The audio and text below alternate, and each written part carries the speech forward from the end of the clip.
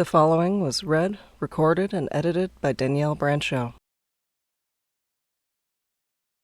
Call of the Wild by Jack London. Chapter 1. Into the Primitive. Old longings nomadic leap, chafing at custom's chain, again from its brumal sleep, awakens the faring strain. Buck did not read the newspapers, or he would have known that trouble was brewing, not alone for himself, but for every tidewater dog, strong of muscle and with warm, long hair, from Puget Sound to San Diego. Because men, groping in the Arctic darkness, had found a yellow metal, and because steamship and transportation companies were booming the find, thousands of men were rushing into the Northland.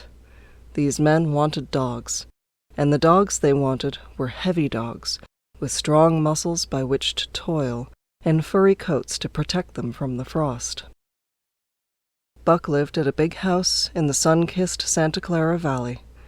Judge Miller's place, it was called. It stood back from the road, half hidden among the trees, through which glimpses could be caught of the wide, cool veranda that ran around its four sides. The house was approached by gravelled driveways which wound about through wide-spreading lawns and under the interlacing boughs of tall poplars. At the rear, things were on even a more spacious scale than that at the front. There were great stables, where a dozen grooms and boys held forth, rows of vine-clad servants' cottages, an endless and orderly array of outhouses, long grape arbors, green pastures, orchards, and berry patches.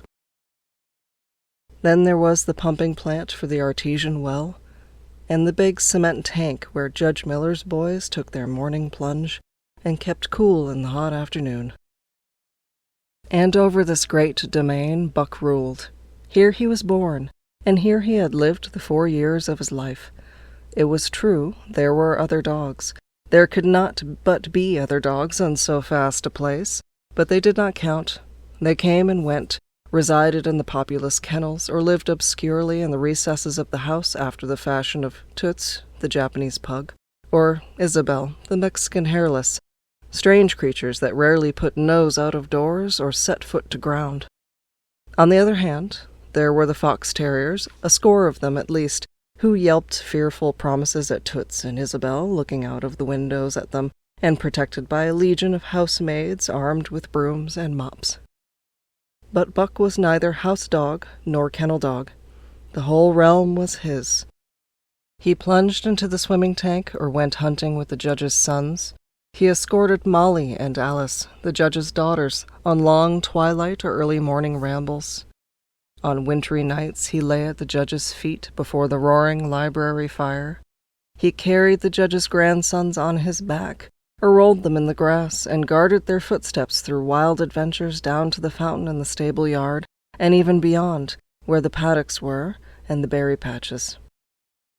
Among the terriers he stalked imperiously, and Toots and Isabel he utterly ignored, for he was king over all creeping, crawling, flying things of Judge Miller's place, humans included. His father, Elmo, a huge St. Bernard, had been the judge's inseparable companion, and Buck bid fair to follow in the way of his father. He was not so large. He weighed only 140 pounds, for his mother, Shep, had been a Scotch shepherd dog. Nevertheless, 140 pounds, to which was added the dignity that comes of good living and universal respect, enabled him to carry himself in the right royal fashion. During the 4 years since his puppyhood, he had lived the life of a sated aristocrat. He had a fine pride in himself, was even a trifle egotistical, as country gentlemen sometimes become because of their insular situation. But he had saved himself by not becoming a mere pampered house dog. Hunting and kindred outdoor delights had kept down the fat and hardened his muscles, and to him, as to the cold tubbing races, the love of water had been a tonic and a health preserver. And this was the manner of dog Buck was in the fall of 1897, when the Klondike strike dragged men from all the world into the frozen north. But Buck did not read the newspapers, and he did not know that Manuel, one of the gardener's helpers, was an undesirable acquaintance. Manuel had one besetting sin. He loved to play Chinese lottery. Also, in his gambling, he had one besetting weakness, faith in a system, and this made his damnation certain. For to play a system requires money, while the wages of a gardener's helper do not lap over the needs of a wife and numerous progeny. The judge was at a meeting of the Raisin Growers Association, and the boys were busy organizing an athletic club on the memorable night of Manuel's treachery. No one saw him and Buck go off through the orchard on what Buck imagined was merely a stroll. And with the exception of a solitary man, no one saw them arrive at the little flag station known as College Park. This man talked with Manuel, and money chinked between them. "You might wrap up the goods before you deliver 'em," the stranger said gruffly, and Manuel doubled a piece of stout rope around Buck's neck under the collar. "Twist it and you'll choke 'em plenty," said Manuel, and the stranger grunted a ready affirmative. Buck had accepted the rope with quiet dignity. To be sure, it was an unwanted performance, but he had learned to trust in men he knew, and to give them credit for a wisdom that outreached his own. But when the ends of the rope were placed in the stranger's hands, he growled menacingly. He had merely intimated his displeasure, in his pride believing that to intimate was to command. But to his surprise, the rope tightened around his neck, shutting off his breath. In quick rage he sprang at the man, who met him halfway, grappled him close by the throat, and with a deft twist, threw him over on his back. Then the rope tightened mercilessly, while Buck struggled in a fury, his tongue lolling out of his mouth and his great chest panting futilely. Never in all his life had he been so vilely treated, and never in all his life had he been so angry. But his strength ebbed, his eyes glazed, and he knew nothing when the train was flagged and the two men threw him into the baggage car. The next he knew, he was dimly aware that his tongue was hurting and that he was being jolted along in some kind of a conveyance. The hoarse shriek of a locomotive whistling a crossing told him where he was. He had traveled too often with the judge not to know the sensation of riding in a baggage car. He opened his eyes, and into them came the unbridled anger of a kidnapped king. The man sprang for his throat, but Buck was too quick for him. His jaws closed on the hand, nor did they relax till his senses were choked out of him once more. "Yep, as fits," the man said, hiding his mangled hand from the baggageman, who had been attracted by the sounds of struggle. "Taking 'em up for the boss to Frisco. The crack dog doctor there thinks he can cure 'em." Concerning that night's ride, the man spoke most eloquently for himself, in a little shed back of a saloon on the San Francisco waterfront. "All I get is $50 for it," he grumbled, "and I wouldn't do it for over $1,000 cold cash." His hand was wrapped in a bloody handkerchief, and the right trouser leg was ripped from knee to ankle. "How much did the other mug get?" the saloon keeper demanded. "100, was the reply. "Wouldn't take a sou less, so help me." "That makes 150, the saloon keeper calculated. "And he's worth it, or I'm a squarehead." The kidnapper undid the bloody wrappings and looked at his lacerated hand. "If I don't get the hydrophobic, it'll be because you was born to hang," laughed the saloon keeper. "Here, lend me a hand before you pull your freight," he added. Dazed, suffering intolerable pain from throat and tongue, with the life half throttled out of him, Buck attempted to face his tormentors. But he was thrown down and choked repeatedly, till they succeeded in filing the heavy brass collar from off his neck. Then the rope was removed, and he was flung into a cage-like crate. There he lay for the remainder of the weary night, nursing his wrath and wounded pride. He could not understand what it all meant. What did they want with him, these strange men? Why were they keeping him pent up in this narrow crate? He did not know why, but he felt oppressed by the vague sense of impending calamity. Several times during the night, he sprang to his feet when the shed door rattled open, expecting to see the judge, or the boys at least. But each time it was the bulging face of the saloon-keeper that peered in at him by the sickly light of a tallow candle. And each time the joyful bark that trembled in Buck's throat was twisted into a savage growl. But the saloon-keeper let him alone, and in the morning 4 men entered and picked up the crate. More tormentors, Buck decided, for they were evil-looking creatures, ragged and unkempt, and he stormed and raged at them through the bars. They only laughed and poked sticks at him, which he promptly assailed with his teeth till he realized that was what they wanted. Whereupon he lay down sullenly and allowed the crate to be lifted into a wagon. Then he, and the crate in which he was imprisoned, began a passage through many hands. Clerks in the express office took charge of him. He was carted about in another wagon. A truck carried him, with an assortment of boxes and parcels, upon a ferry steamer. He was trucked off the steamer into a great railway depot, and finally he was deposited in an express car. For 2 days and nights this express car was dragged along at the tail end of shrieking locomotives, and for 2 days and nights Buck neither ate nor drank. In his anger he had met the first advances of the express messengers with growls, and they had retaliated by teasing him. When he flung himself against the bars, quivering and frothing, they laughed at him and taunted him.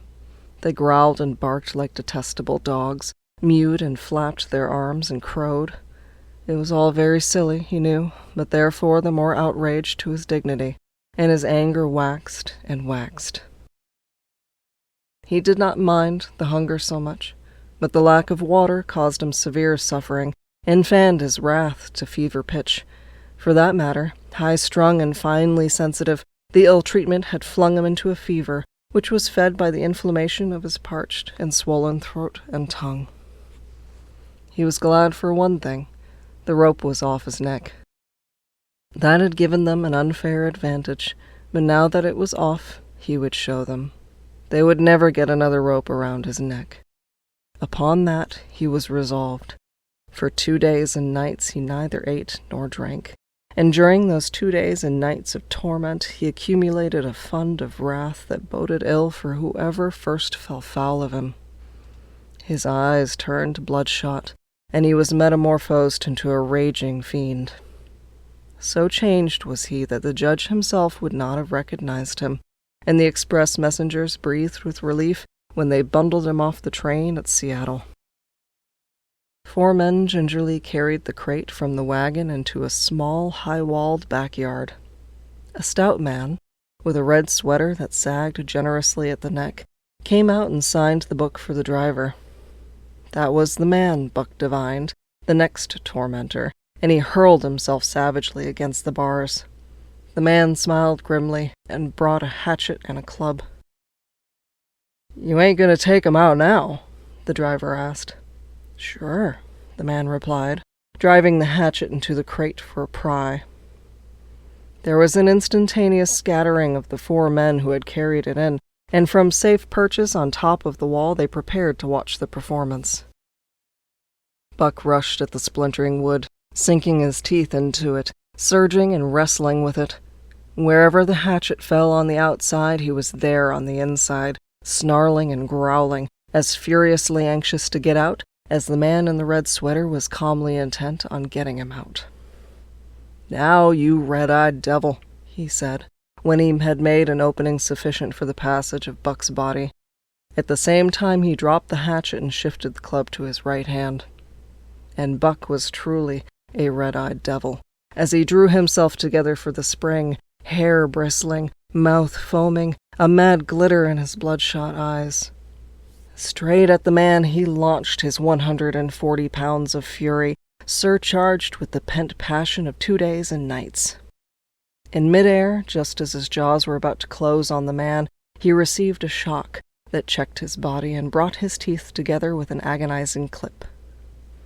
He rolled over, fetching the ground on his back and side. He had never been struck by a club in his life, and did not understand. With a snarl that was part bark and more scream, he was again on his feet and launched into the air. And again the shock came, and he was brought crushingly to the ground. This time he was aware that it was a club, but his madness knew no caution. A dozen times he charged, and as often the club broke the charge and smashed him down. After a particularly fierce blow, he crawled to his feet, too dazed to rush.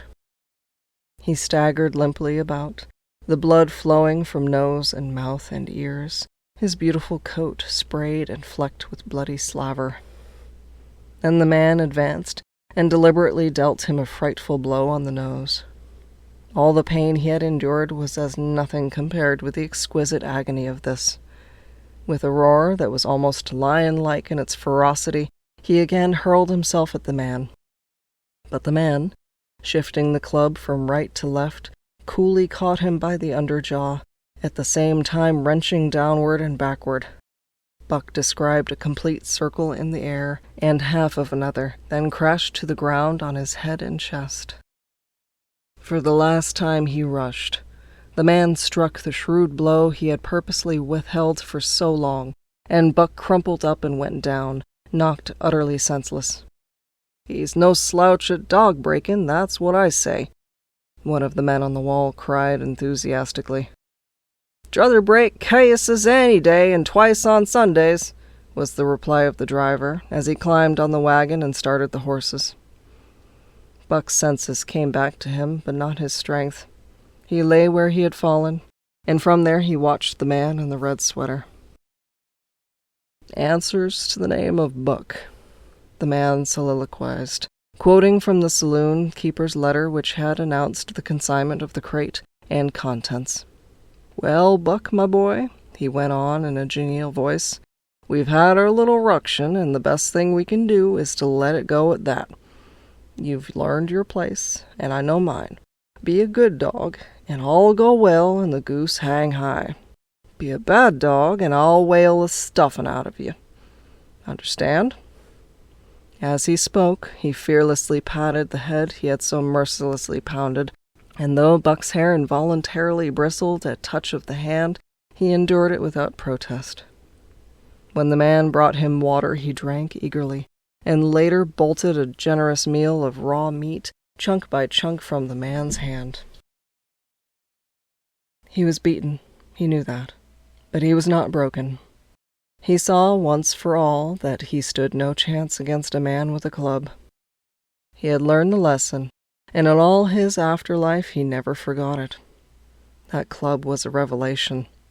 It was his introduction to the reign of primitive law, and he met the introduction halfway. The facts of life took on a fiercer aspect, and while he faced that aspect uncowed, he faced it with all the latent cunning of his nature aroused. As the days went by, other dogs came, in crates and at the ends of ropes, some docilely, and some raging and roaring as he had come, and, one and all, he watched them pass under the dominion of the man in the red sweater. Again and again, as he looked at each brutal performance, a lesson was driven home to Buck. A man with a club was a lawgiver, a master to be obeyed, though not necessarily conciliated. Of this last Buck was never guilty, though he did see beaten dogs that fawned upon the man, and wagged their tails and licked his hand. Also he saw one dog that would neither conciliate nor obey, finally killed in the struggle for mastery. Now and again men came, strangers, who talked excitedly, wheedlingly, and in all kinds of fashions to the man in the red sweater. And at such times that money passed between them, the strangers took one or more of the dogs away with them. Buck wondered where they went, for they never came back, but the fear of the future was strong upon him, and he was glad each time when he was not selected. Yet his time came, in the end, in the form of a little weazened man who spat broken English and many strange and uncouth exclamations which Buck could not understand. "Sacre dem!" he cried, when his eyes lit upon Buck. "Dat one damn bully dog, eh? How much?" "$300 and a present at that," was the prompt reply of the man in the red sweater. "And seems government money, you ain't got no kick comin', eh, Perrault?" Perrault grinned. Considering that the price of dogs had been boomed skyward by the unwanted demand, it was not an unfair sum for so fine an animal. The Canadian government would be no loser, nor would its dispatches travel the slower. Perrault knew dogs, and when he looked at Buck he knew that he was 1 in 1,000. 1 in 10,000, he commented mentally. Buck saw money pass between them, and was not surprised when Curly, a good-natured Newfoundland, and he were led away by the little weazened man. That was the last he saw of the man in the red sweater, and as Curly and he looked at receding Seattle from the back of the deck of the Narwhal, it was the last he saw of the warm Southland. Curly and he were taken below by Perrault, and turned over to a black-faced giant called Francois. Perrault was a French-Canadian and swarthy, but Francois was a French-Canadian half-breed and twice as swarthy.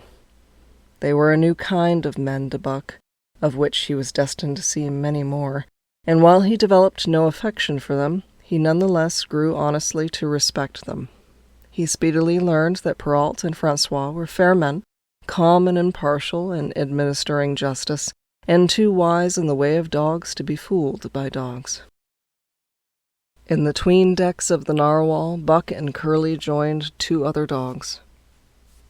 One of them was a big snow-white fellow from Spitzbergen, who had been brought away by a whaling captain, and who had later accompanied a geological survey into the Barrens.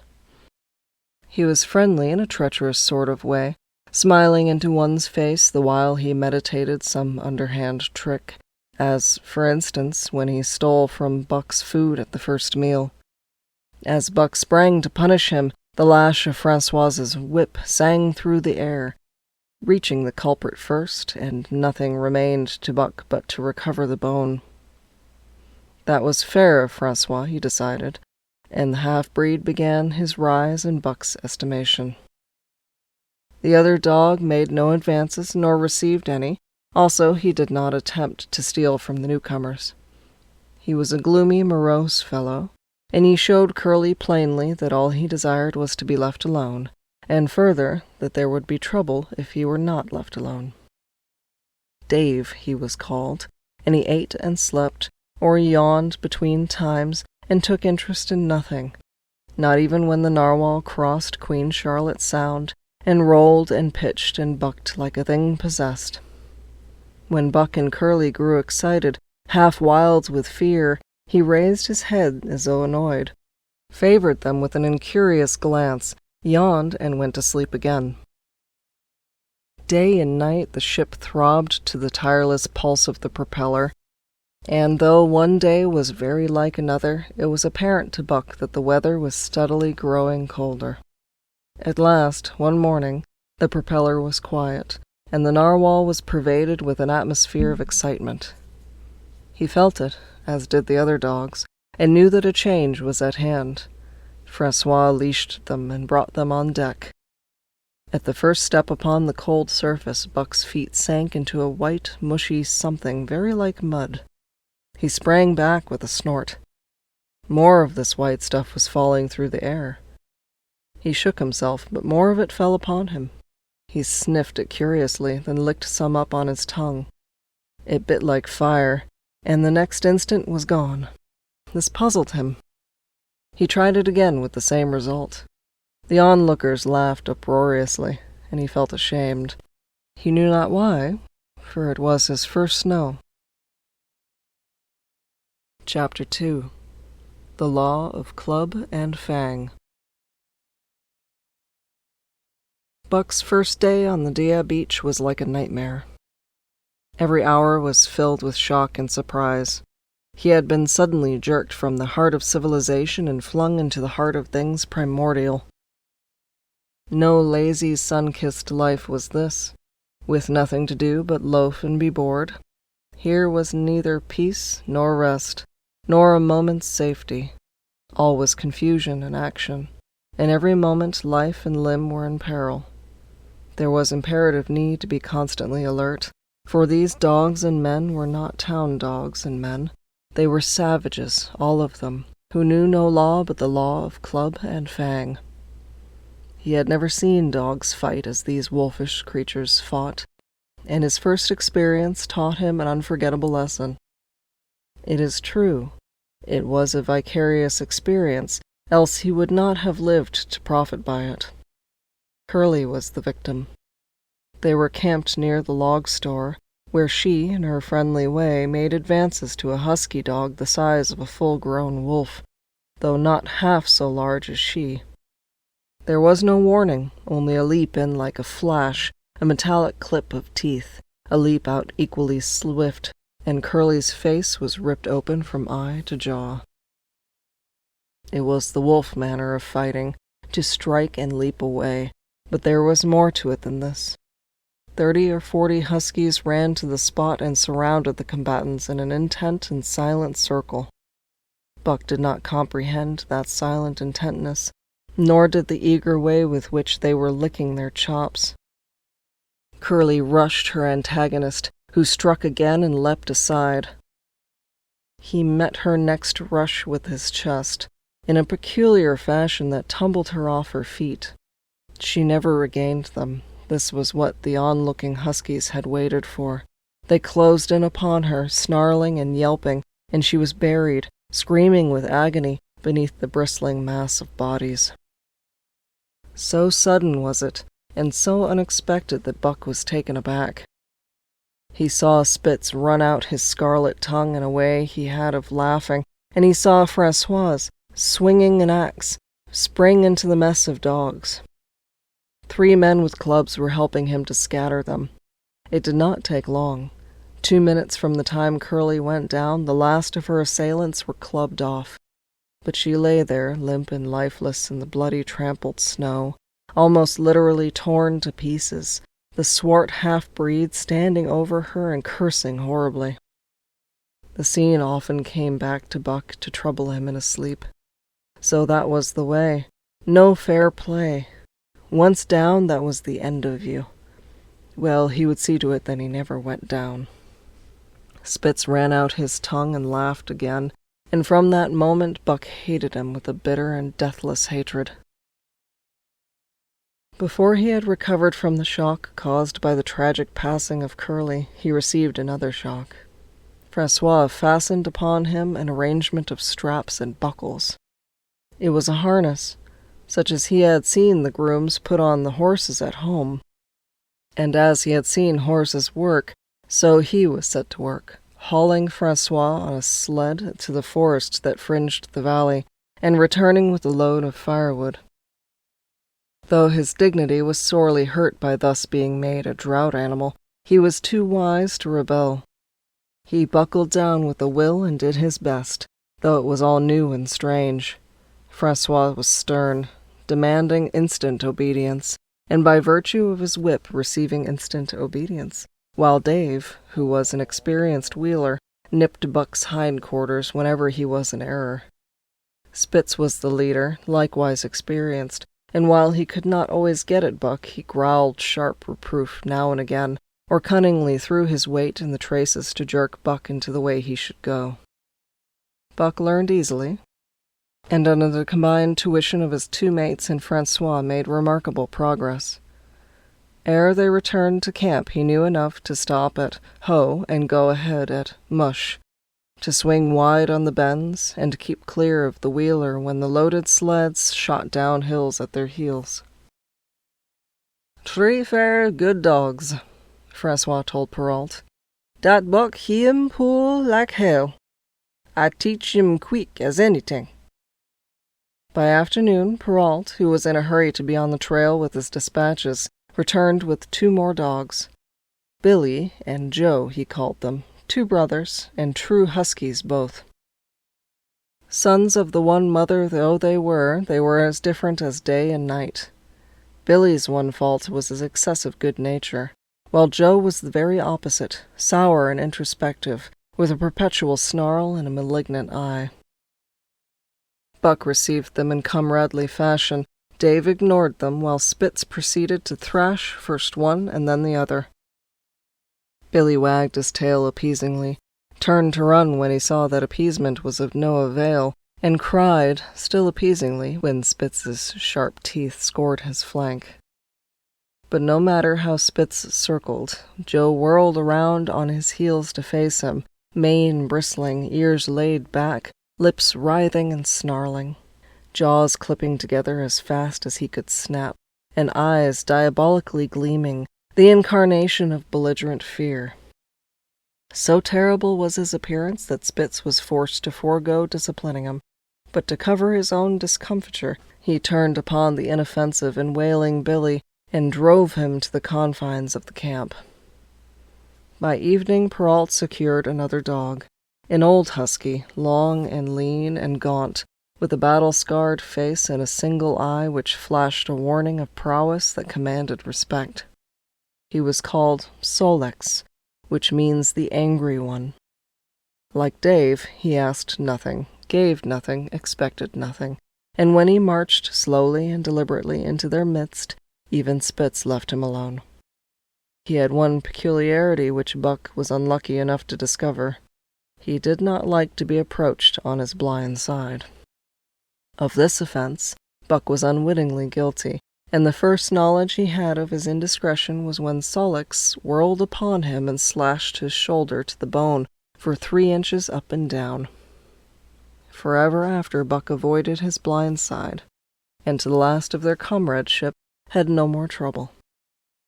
His only apparent ambition, like Dave's, was to be left alone, though, as Buck was afterward to learn, each of them possessed one other and even more vital ambition. That night, Buck faced the great problem of sleeping. The tent, illumined by a candle, glowed warmly in the midst of the white plain, and when he, as a matter of course, entered it, both Perrault and Francois bombarded him with curses and cooking utensils, till he recovered from his consternation and fled ignominiously into the utter cold. A chill wind was blowing that nipped him sharply and bit with especial venom into his wounded shoulder. He lay down on the snow and attempted to sleep, but the frost soon drove him shivering to his feet. Miserable and disconsolate, he wandered about among the many tents, only to find that one place was as cold as another. Here and there savage dogs rushed upon him, but he bristled his neck hair and snarled, for he was learning fast, and they let him go his way unmolested. Finally an idea came to him.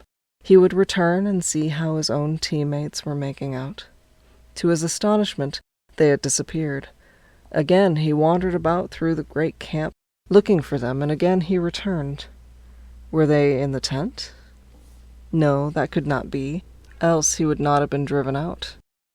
Then where could they possibly be? With drooping tail and shivering body, very forlorn indeed, he aimlessly circled the tent. Suddenly the snow gave way beneath his forelegs, and he sank down. Something wriggled under his feet. He sprang back, bristling and snarling, fearful of the unseen and unknown. But a friendly little yelp reassured him, and he went back to investigate. A whiff of warm air ascended to his nostrils, and there, curled up under the snow in a snug ball, lay Billy.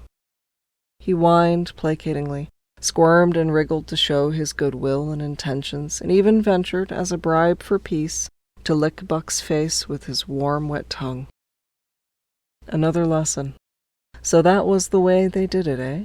Buck confidently selected a spot, and with much fuss and waste effort proceeded to dig a hole for himself. In a trice the heat from his body filled the confined space, and he was asleep. The day had been long and arduous, and he slept soundly and comfortably, though he growled and barked and wrestled with bad dreams. Nor did he open his eyes till roused by the noises of the waking camp. At first he did not know where he was. It had snowed during the night, and he was completely buried. The snow walls pressed him on every side, and a great surge of fear swept through him, the fear of the wild thing for the trap. It was a token that he was harking back through his own life to the lives of his forebears, for he was a civilized dog, an unduly civilized dog, and of his own experience knew no trap, and so could not of himself fear it. The muscles of his whole body contracted spasmodically and instinctively. The hair on his neck and shoulders stood on end, and with a ferocious snarl he bounded straight up into the blinding day, the snow flying about him in a flashing cloud. Ere he landed on his feet he saw the white camp spread out before him and knew where he was and remembered all that had passed from the time he went for a stroll with Manuel to the hole he had dug for himself the night before. A shout from Francois hailed his appearance. "What I say?" the dog driver cried to Perrault. "Dat buck for sure learn quick as anything." Perrault nodded gravely. As courier for the Canadian government bearing important dispatches, he was anxious to secure the best dogs, and he was particularly gladdened by the possession of Buck. 3 more huskies were added to the team inside an hour, making a total of 9, and before another quarter of an hour had passed, they were in harness and swinging up the trail toward Dia Cannon. Buck was glad to be gone, and though the work was hard, he found he did not particularly despise it. He was surprised at the eagerness which animated the whole team, and which was communicated to him. But still more surprising was the change wrought in Dave and Sol-leks. They were new dogs, utterly transformed by the harness. All passiveness and unconcern had dropped from them. They were alert and active, anxious that the work should go well, and fiercely irritable with whatever, by delay or confusion, retarded that work. The toil of the traces seemed the supreme expression of their being, and all that they lived for, and the only thing in which they took delight. Dave was wheeler or sled dog. Pulling in front of him was Buck. Then came Sol-leks. The rest of the team was strung out ahead, single file to the leader, which position was filled by Spitz. Buck had been purposely placed between Dave and Sol-leks so that he might receive instruction. Apt scholar that he was, they were equally apt teachers, never allowing him to linger long in error, and enforcing their teaching with their sharp teeth. Dave was fair and very wise. He never nipped Buck without cause, and he never failed to nip him when he stood in need of it. As Francois's whip backed him up, Buck found it to be cheaper to mend his ways than to retaliate. Once, during a brief halt, when the got tangled in the traces and delayed the start, both Dave and Sol-leks flew at him and administered a sound trouncing. The resulting tangle was even worse, but Buck took good care to keep the traces clear thereafter, and ere the day was done, so well had he mastered his work, his mates about ceased nagging him. Francois's whip snapped less frequently, and Perrault even honored Buck by lifting up his feet and carefully examining them. It was a hard day's run, up the cannon, through Sheep Camp, past the scales and the timber line, across glaciers and snowdrifts hundreds of feet deep, and over the great Chilkoot Divide, which stands between the salt water and the fresh, and guards forbiddingly the sad and lonely north. They made good time down the chain of lakes which fills the craters of extinct volcanoes, and late that night pulled into the huge camp at the head of Lake Bennett, where thousands of gold-seekers were building boats against the breakup of the ice in the spring. Buck made his hole in the snow and slept the sleep of the exhausted just, but all too early was routed out into the cold darkness and harnessed with his mates to the sled. That day they made 40 miles, the trail being packed, but the next day, and for many days to follow, they broke their own trail, worked harder, and made poorer time.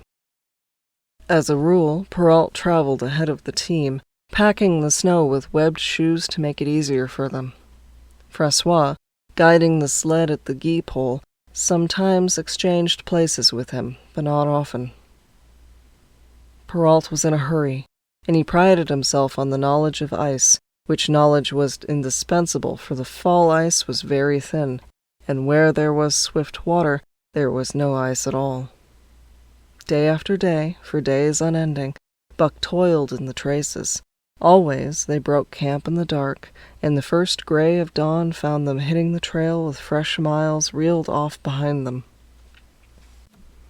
And always they pitched their camp after dark, eating their bit of fish and crawling to sleep into the snow. Buck was ravenous. The pound and a half of sun-dried salmon, which was his ration for each day, seemed to go nowhere. He never had enough, and suffered from perpetual hunger pangs. Yet the other dogs, because they weighed less and were born to the life, received a pound only of the fish and managed to keep in good condition. He swiftly lost the fastidiousness which had characterized his old life. A dainty eater, he found that his mates, finishing first, robbed him of his unfinished ration. There was no defending it. While he was fighting off 2 or 3, it was disappearing down the throats of the others. To remedy this, he ate as fast as they, and so greatly did hunger compel him, he was not above taking what did not belong to him. He watched and learned. When he saw Pike, one of the new dogs, a clever malingerer and thief, slyly steal a slice of bacon when Perrault's back was turned, he duplicated the performance the following day, getting away with the whole chunk. A great uproar was raised, but he was unsuspected, while Dub, an awkward blunderer who was always getting caught, was punished for Buck's misdeed. This first theft marked Buck as fit to survive in the hostile Northland environment. It marked his adaptability, his capacity to adjust himself to changing conditions, the lack of which would have meant swift and terrible death. It marked, further, the decay or going to pieces of his moral nature, a vain thing and a handicap in the ruthless struggle for existence. It was all well enough in the Southland, under the law of love and fellowship, to respect private property and personal feelings, but in the Northland, under the law of club and fang, whoso took such things into account was a fool, and in so far as he observed them, he would fail to prosper. Not that Buck reasoned it out. He was fit, that was all, and unconsciously he accommodated himself to the new mode of life. All his days, no matter what the odds, he had never run from a fight, but the club of the man in the red sweater had beaten into him a more fundamental and primitive code. Civilized, he could have died for a moral consideration, say the defense of Judge Miller's riding whip, but the completeness of his decivilization was now evidenced by his ability to flee from the defense of a moral consideration, and so save his hide. He did not steal for joy of it, but because of the clamor of his stomach. He did not rob openly, but stole secretly and cunningly out of respect for club and fang. In short, the things he did were done because it was easier to do them than not to do them. His development, or retrogression, was rapid. His muscles became hard as iron, and he grew callous to all ordinary pain. He achieved an internal as well as external economy. He could eat anything, no matter how loathsome or indigestible, and, once eaten, the juices of his stomach extracted the least particle of nutriment, and his blood carried it to the farthest reaches of his body, building it to the toughest and stoutest of tissues. Sight and scent became remarkably keen, while his hearing developed such acuteness that in his sleep he heard the faintest sound and knew whether it heralded peace or peril. He learned to bite the ice out with his teeth when it collected between his toes, and when he was thirsty, there was a thick scum of ice over the water-hole. He would break it by rearing and striking it with stiff forelegs. His most conspicuous trait was an ability to scent the wind and forecast it a night in advance. No matter how breathless the air when he dug his nest by tree or bank, the wind that later blew inevitably found him to leeward, sheltered and snug. And not only did he learn by experience, but instincts long dead became alive again. The domesticated generations fell from him. In vague ways he remembered back to the youth of the breed, to the time the wild dogs ranged in packs through the primeval forest and killed their meat as they ran it down. It was no task for him to learn to fight with cut and slash and the quick wolf snap. In this manner had fought forgotten ancestors. They quickened the old life within him, and the old tricks which they had stamped into the heredity of the breed were his tricks. They came to him without effort or discovery, as though they had been his always. And when, on the still cold nights, he pointed his nose at a star and howled long and wolf-like, it was his ancestors, dead in dust, pointing nose at star and howling down through the centuries and through him. And his cadences were their cadences, the cadences which voiced their woe and what to them was the meaning of the stiffness and the cold and dark. Thus, as token of what a puppet thing life is, the ancient song surged through him, and he came into his own again. And he came because men had found a yellow metal in the north, and because Manuel was a gardener's helper whose wages did not lap over the needs of his wife and divers small copies of himself. Chapter 3. The Dominant Primordial Beast. The dominant primordial beast was strong in buck, and under the fierce conditions of trail life it grew and grew. Yet it was a secret growth. His newborn cunning gave him poise and control.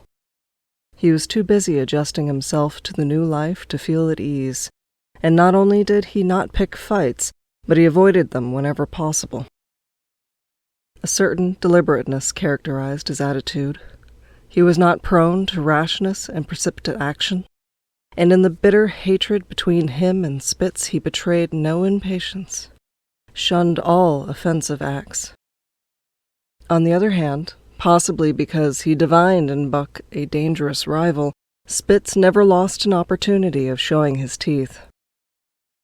He even went out of his way to bully Buck, striving constantly to start the fight which could only end in the death of one or the other.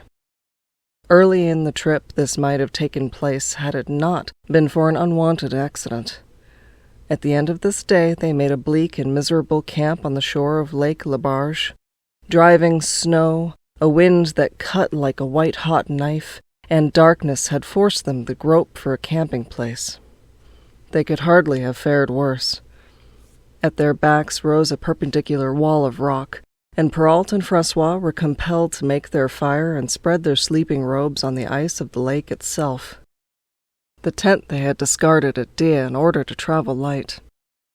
A few sticks of driftwood furnished them with a fire that thawed down through the ice and left them to eat supper in the dark. Close in under the sheltering rock, Buck made his nest. So snug and warm was it that he was loath to leave it, when Francois distributed the fish which he had first thawed over the fire. But when Buck finished his ration and returned, he found his nest occupied. A warning snarl told him that the trespasser was Spitz. Till now, Buck had avoided trouble with his enemy, but this was too much. The beast in him roared. He sprang upon Spitz with a fury which surprised them both, and Spitz particularly, for his whole experience with Buck had gone to teach him that his rival was an unusually timid dog, who managed to hold his own only because of his great weight and size. Francois was surprised, too, when they shot out in a tangle from the disrupted nest, and he divined the cause of the trouble. "Ah, ah!" he cried to Buck. "Give it to him, by gar! Give it to him, the dirty thief!" Spitz was equally willing. He was crying with sheer rage and eagerness as he circled back and forth for a chance to spring in. Buck was no less eager, and no less cautious, as he likewise circled back and forth for the advantage. But it was then that the unexpected happened, the thing which projected their struggle for supremacy far into the future, past many a weary mile of trail and toil.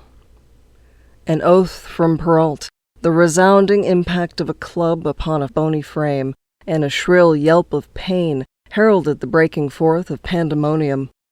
The camp was suddenly discovered to be alive with skulking furry forms, starving huskies, 4 or 5 score of them, who had scented the camp from some Indian village. They had crept in while Buck and Spitz were fighting, and when the 2 men sprang among them with stout clubs, they showed their teeth and fought back. They were crazed by the smell of the food. Perrault found one with head buried in the grub box. His club landed heavily on the gaunt ribs, and the grub box was capsized on the ground. On the instant, a score of the famished brutes were scrambling for the bread and bacon.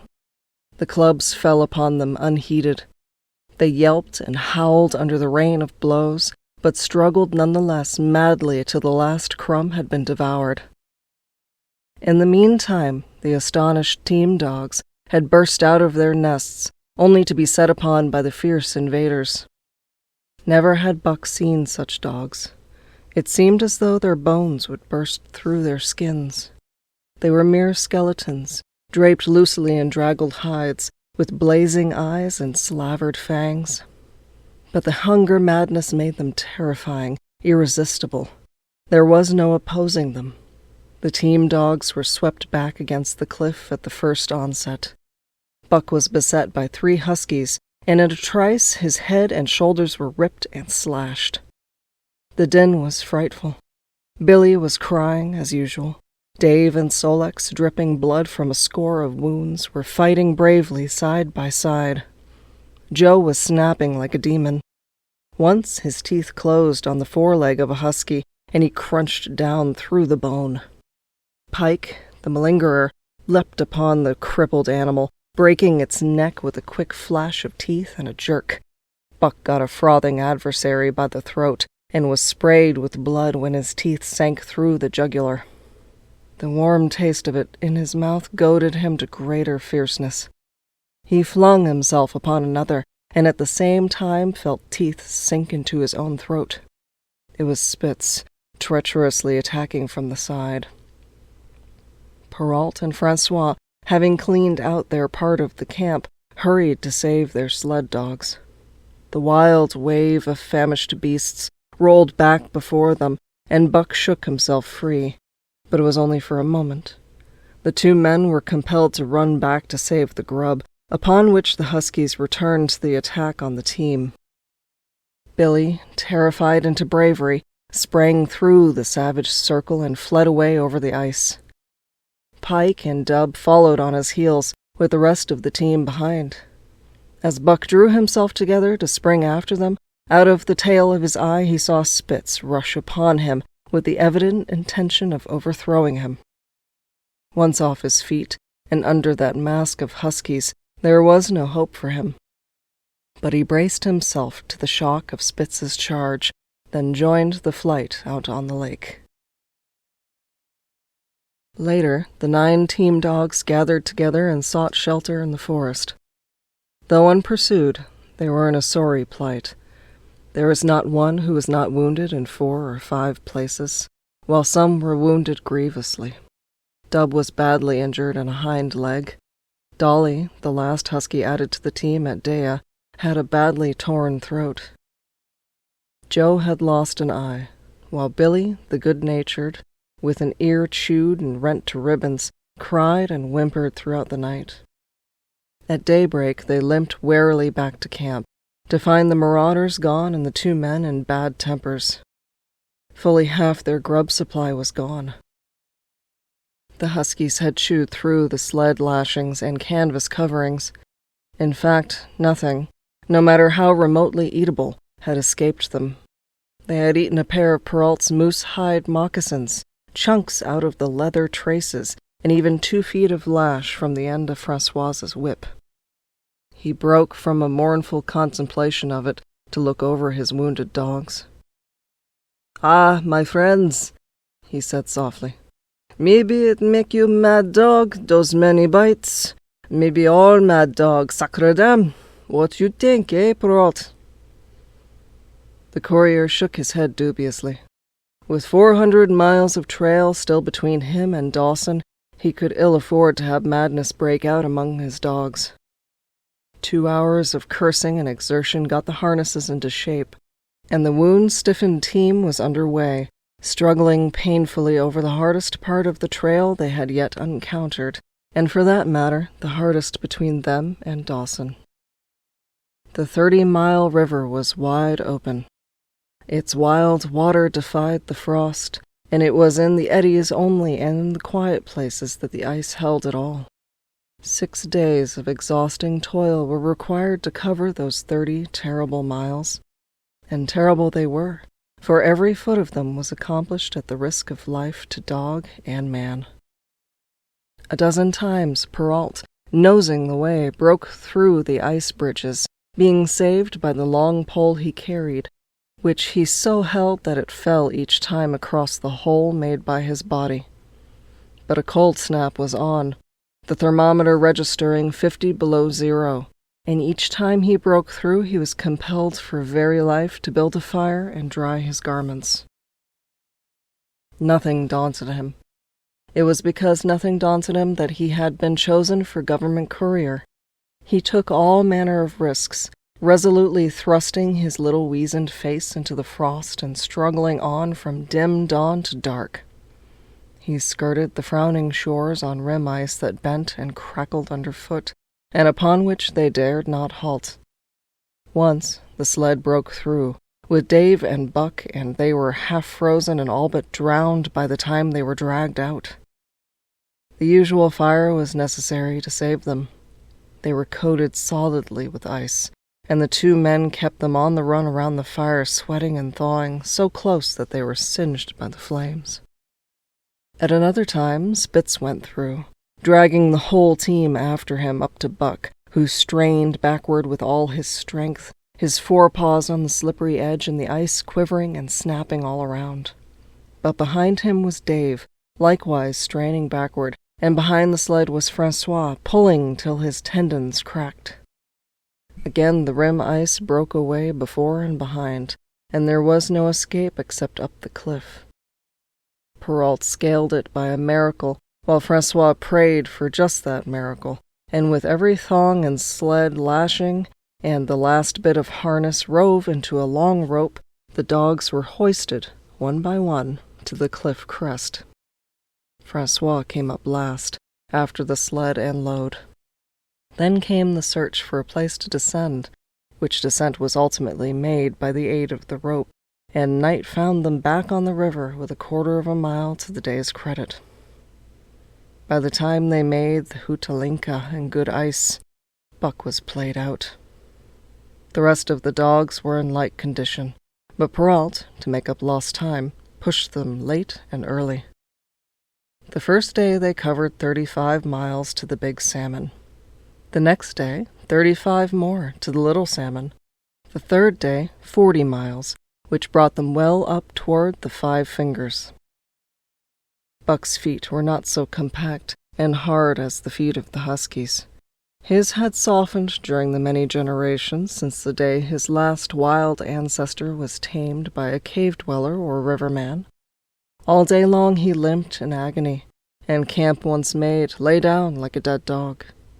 Hungry as he was, he would not move to receive his ration of fish, which Francois had to bring to him. Also, the dog-driver rubbed Buck's feet for half an hour each night after supper, and sacrificed the tops of his own moccasins to make 4 moccasins for Buck. This was a great relief, and Buck caused even the weazened face of Perrault to twist itself into a grin one morning, when Francois forgot the moccasins and Buck lay on his back, his 4 feet waving appealingly in the air, and refused to budge without them. Later, his feet grew hard to the trail, and the worn-out footgear was thrown away. At the Pelly one morning, as they were harnessing up, Dolly, who had never been conspicuous for anything, went suddenly mad. She announced her condition by a long, heart-breaking wolf howl that sent every dog bristling with fear, and sprang straight for Buck. He had never seen a dog go mad, nor did he have any reason to fear madness, yet he knew that here was horror, and fled away from it in a panic.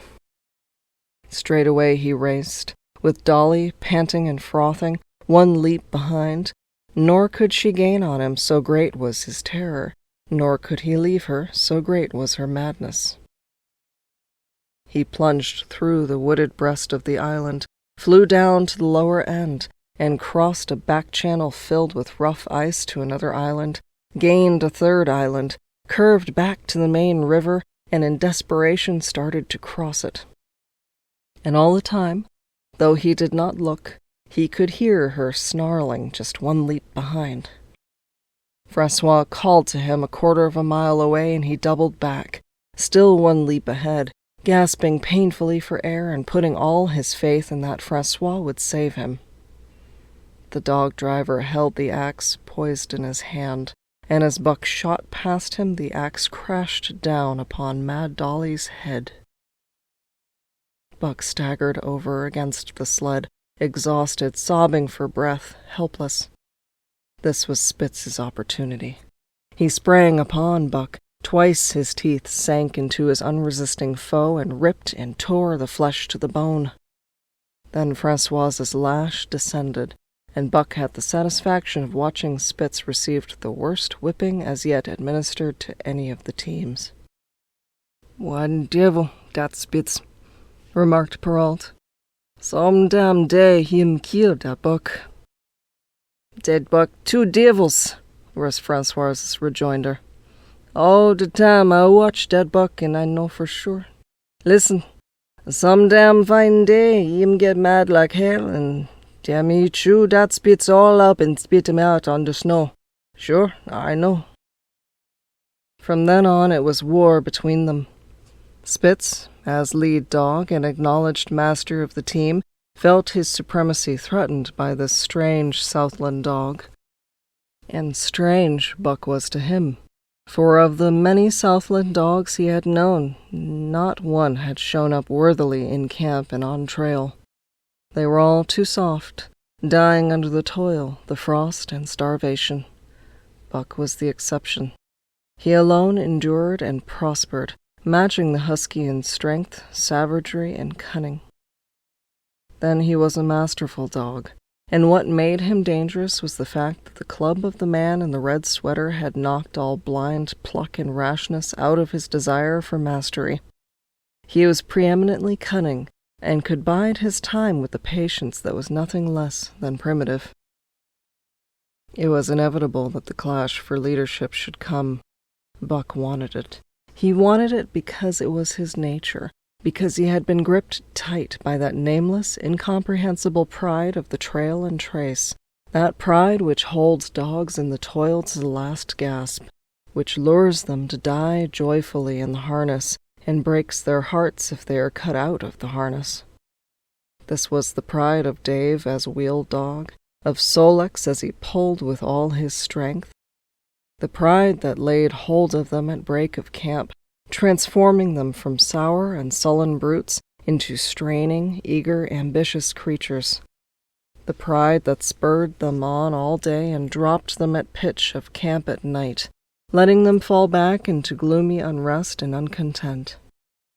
This was the pride that bore up Spitz and made him thrash the sled dogs who blundered and shirked in the traces or hid away at harness-up time in the morning. Likewise, it was this pride that made him fear Buck as a possible lead dog, and this was Buck's pride, too. He openly threatened the other's leadership. He came between him and the shirks he should have punished, and he did it deliberately. One night there was a heavy snowfall, and in the morning, Pike, the malingerer, did not appear. He was securely hidden in his nest under a foot of snow. Francois called him and sought him in vain. Spitz was wild with wrath. He raged through the camp, smelling and digging in every likely place, snarling so frightfully that Pike heard and shivered in his hiding place. But when he was at last unearthed, and Spitz flew at him to punish him, Buck flew with equal rage in between. So unexpected was it, and so shrewdly managed, that Spitz was hurled backward and off his feet. Pike, who had been trembling abjectly, took heart at this open mutiny, and sprang upon his overthrown leader. Buck, to whom fair play was a forgotten code, likewise sprang upon Spitz. But Francois, chuckling at the incident while unswerving in the administration of justice, brought his lash down upon Buck with all his might. This failed to drive Buck from his prostrate rival, and the butt of the whip was brought into play. Half stunned by the blow, Buck was knocked backward and the lash laid upon him again and again, while Spitz soundly punished the many times offending Pike. In the days that followed, as Dawson grew closer and closer, Buck still continued to interfere between Spitz and the culprits. But he did it craftily when Francois was not around. With the covert mutiny of Buck, a general insubordination sprang up and increased. Dave and Solex were unaffected, but the rest of the team went from bad to worse. Things no longer went right. There was continual bickering and jangling. Trouble was always afoot, and at the bottom of it was Buck. He kept Francois busy, for the dog driver was in constant apprehension of the life and death struggle between the two which he knew must take place sooner or later. And on more than one night, the sounds of quarreling and strife among the other dogs turned him out of his sleeping robe, fearful that Buck and Spitz were at it. But the opportunity did not present itself, and they pulled into Dawson one dreary afternoon with the great fight still to come. Here were many men and countless dogs, and Buck found them all at work. It seemed the ordained order of things that dogs should work. All day they swung up and down the main street in long teams, and in the night their jingling bells still went by. They hauled cabin logs and firewood, freighted up to the mines, and did all manner of work that horses did in the Santa Clara Valley. Here and there Buck met Southland dogs, but in the main they were the wild wolf-husky breed. Every night, regularly at 9, at 12, at 3, they lifted a nocturnal song, a weird and eerie chant, in which it was Buck's delight to join. With the aurora borealis flaming coldly overhead, or the stars leaping in the frost dance, and the land numb and frozen under its pall of snow, the song of the huskies might have been the defiance of life, only it was pitched in minor key, with long-drawn wailings and half-sobs, and was more the pleading of life, the articulate travail of existence. It was an old song, and as the breed itself, one of the first songs of the younger world in a day when songs were sad. It was invested with the woe of unnumbered generations, this plaint by which Buck was so strangely stirred. When he moaned and sobbed, it was with the pain of living that was of old the pain of his wild fathers, and the fear and mystery of the cold and dark that was to them fear and mystery. And that he should be stirred by it marked the completeness with which he harked back through the ages of fire and roof to the raw beginnings of life in the howling ages.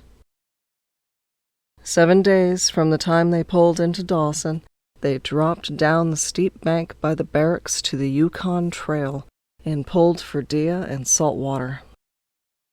Perrault was carrying dispatches, if anything more urgent than those he had brought in. Also, the travel pride had gripped him, and he proposed to make the record trip of the year. Several things favored him in this. The week's rest had recuperated the dogs and put them in thorough trim. The trail they had broken into the country was packed hard by later journeyers. And further, the police had arranged in 2 or 3 places deposits of grub for dog and man, and he was traveling light. They made 60 Mile, which is a 50-mile run, on the first day, and the second day saw them booming up the Yukon well on their way to Pelly. But such splendid running was achieved not without great trouble and vexation on the part of Francois. The insidious revolt led by Buck had destroyed the solidarity of the team. It no longer was as one dog leaping in the traces. The encouragement Buck gave the rebels led them into all kinds of petty misdemeanors. No more was Spitz a leader greatly to be feared. The old awe departed, and they grew equal to challenging his authority. Pike robbed him of half a fish one night, and gulped it down under the protection of Buck.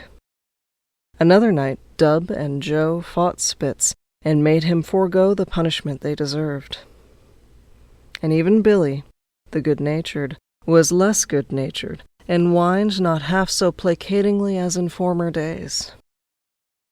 Buck never came near Spitz without snarling and bristling menacingly. In fact, his conduct approached that of a bully, and he was given to swaggering up and down before Spitz's very nose. The breaking down of discipline likewise affected the dogs in their relations with one another. They quarreled and bickered more than ever among themselves, till at times the camp was a howling bedlam. Dave and Sol-leks alone were unaltered, though they were made irritable by the unending squabbling. Francois swore strange, barbarous oaths, and stamped the snow in futile rage, and tore his hair. His lash was always singing among the dogs, but it was of small avail. Directly his back was turned, they were at it again. He backed up Spitz with his whip, while Buck backed up the remainder of the team. Francois knew he was behind all the trouble, and Buck knew he knew, but Buck was too clever ever again to be caught red-handed. He worked faithfully in the harness, for the toil had become a delight to him, yet it was a greater delight slyly to precipitate a fight amongst his mates and tangle the traces. At the mouth of the Tahkeena, one night after supper, Dub turned up a snowshoe rabbit, blundered it, and missed. In a second the whole team was in full cry. 100 yards away was a camp of the Northwest Police, with 50 dogs, huskies all, who joined the chase. The rabbit sped down the river, turned off into a small creek, up the frozen bed of which it held steadily. It ran lightly on the surface of the snow, while the dogs plowed through by main strength. Buck led the pack, 60 strong, around bend after bend, but he could not gain. He lay down low to the race, whining eagerly, his splendid body flashing forward, leap by leap, in the wan white moonlight. And leap by leap, like some pale frost wraith, the snowshoe rabbit flashed on ahead. All that stirring of old instincts which at stated periods drives men out from the sounding cities to forest and plain to kill things by chemically propelled leaden pellets, the bloodlust, the joy to kill, all this was Buck's, only it was infinitely more intimate. He was ranging at the head of the pack, running the wild thing down, the living meat, to kill with his own teeth, and wash his muzzle to the eyes in warm blood. There is an ecstasy that marks the summit of life, and beyond which life cannot rise. And such is the paradox of living. This ecstasy comes when one is most alive, and it comes as a complete forgetfulness that one is alive. This ecstasy, this forgetfulness of living, comes to the artist, caught up and out of himself in a sheet of flame. It comes to the soldier, war-mad on a stricken field and refusing quarter, and it came to Buck, leading the pack, sounding the old wolf cry, straining after the food that was alive, and that fled swiftly before him through the moonlight. He was sounding the deeps of his nature, and of the parts of his nature that were deeper than he, going back into the womb of time.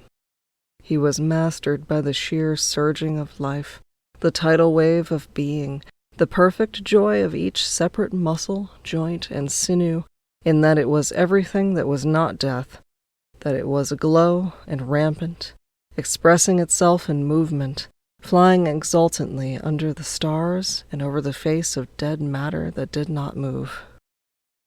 But Spitz, cold and calculating even in his supreme moods, left the pack and cut across a narrow neck of land where the creek made a long bend around. Buck did not know of this, and as he rounded the bend, the frost wraith of a rabbit still flitting before him, he saw another and larger frost wraith leap from the overhanging bank into the immediate path of the rabbit. It was Spitz. The rabbit could not turn, and as the white teeth broke its back in mid-air, it shrieked as loudly as the stricken man may shriek. At sound of this, the cry of life plunging down from life's apex into the grip of death, the fall pack at Buck's heels raised a hell's chorus of delight. Buck did not cry out. He did not check himself, but drove in upon Spitz, shoulder to shoulder, so hard that he missed the throat. They rolled over and over in the powdery snow. Spitz gained his feet, almost as though he had not been overthrown, slashing Buck down the shoulder and leaping clear. Twice his teeth clipped together like the steel jaws of a trap as he backed away for better footing, with lean and lifting lips that writhed and snarled. In a flash, Buck knew it. The time had come. It was to the death. As they circled about, snarling, ears laid back, keenly watchful for the advantage, the scene came to Buck with a sense of familiarity. He seemed to remember it all, the white woods, the earth, the moonlight, and the thrill of battle. Over the whiteness and silence brooded a ghostly calm. There was not the faintest whisper of air. Nothing moved, not a leaf quivered. The visible breaths of the dogs rising slowly and lingering in the frosty air. They had made short work of the snowshoe rabbit, these dogs that were ill-tamed wolves, and they were now drawn up in an expectant circle. They, too, were silent, their eyes only gleaming and their breaths drifting slowly upward. To Buck it was nothing new or strange, the scene of old time. It was as though it had always been, the wonted way of things. Spitz was a practiced fighter. From Spitzbergen, through the Arctic, and across Canada and the Barrens, he had held his own with all manner of dogs and achieved to mastery over them. Bitter rage was his, but never blind rage. In passion to rend and destroy, he never forgot that his enemy was in like passion to rend and destroy. He never rushed till he was prepared to receive a rush, never attacked till he had first defended that attack. In vain Buck strove to sink his teeth in the neck of the big white dog. Wherever his fangs struck for the softer flesh, they were countered by the fangs of Spitz.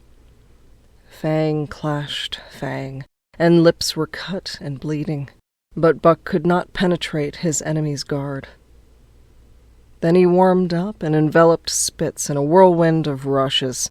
Time and time again he tried for the snow-white throat, where life bubbled near to the surface, and each time and every time Spitz slashed him and got away. Then Buck took to rushing, as though for the throat, when suddenly, drawing back his head and curving in from the side, he would drive his shoulder at the shoulder of Spitz, as a ram by which to overthrow him. But instead, Buck's shoulder was slashed down each time, as Spitz leapt lightly away. Spitz was untouched, while Buck was streaming with blood and panting hard. The fight was growing desperate. And all the while the silent and wolfish circle waited to finish off whichever dog went down. As Buck grew winded, Spitz took to rushing, and he kept him staggering for footing. Once Buck went over, and the whole circle of 60 dogs started up, but he recovered himself, almost in mid-air, and the circle sank down again and waited. But Buck possessed a quality that made for greatness: imagination. He fought by instinct, but he could fight by head as well. He rushed, as though attempting the old shoulder trick, but at the last instant swept low to the snow and in. His teeth closed on Spitz's left foreleg. There was a crunch of breaking bone, and the white dog faced him on 3 legs. Thrice he tried to knock him over, then repeated the trick and broke the right foreleg.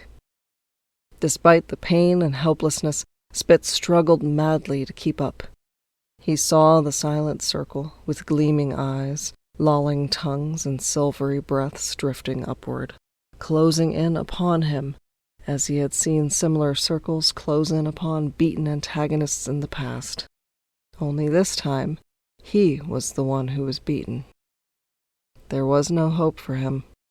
Buck was inexorable. Mercy was a thing reserved for gentler climes. He maneuvered for the final rush. The circle had tightened till he could feel the breaths of the huskies on his flanks. He could see them, beyond Spitz and to either side, half crouching for the spring, their eyes fixed upon him. A pause seemed to fall. Every animal was motionless as though turned to stone. Only Spitz quivered and bristled as he staggered back and forth, snarling with horrible menace, as though to frighten off impending death. Then Buck sprang in and out, but while he was in, shoulder had at last squarely met shoulder. The dark circle became a dot on the moon-flooded snow as Spitz disappeared from view. Buck stood and looked on, the successful champion, the dominant primordial beast who had made his kill and found it good. Chapter 4. Who has won to mastership?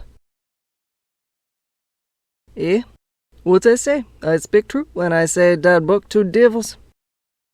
This was Francois's speech next morning when he discovered Spitz missing and Buck covered with wounds. He drew him to the fire and by its light pointed them out.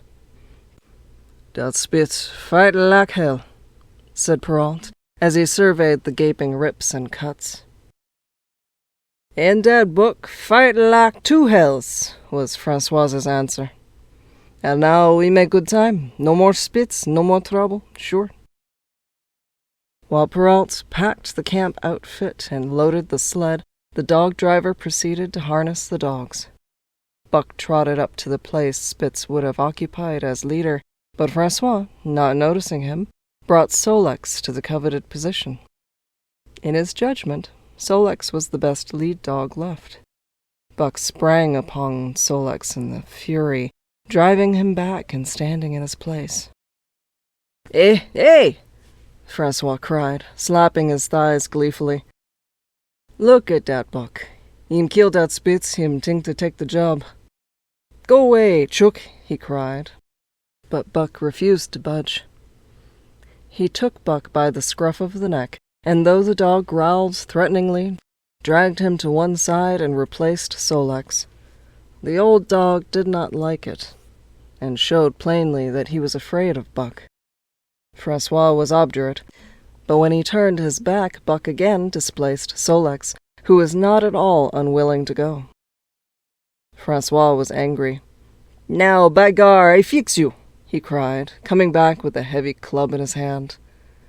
Buck remembered the man in the red sweater and retreated slowly, nor did he attempt to charge in when Solex was once more brought forward, but he circled just beyond the range of the club, snarling with bitterness and rage. And while he circled, he watched the club so as to dodge it if thrown by Francois, for he was become wise in the way of clubs. The driver went about his work, and he called to Buck when he was ready to put him in his old place in front of Dave. Buck retreated 2 or 3 steps. Francois followed him up, whereupon he again retreated.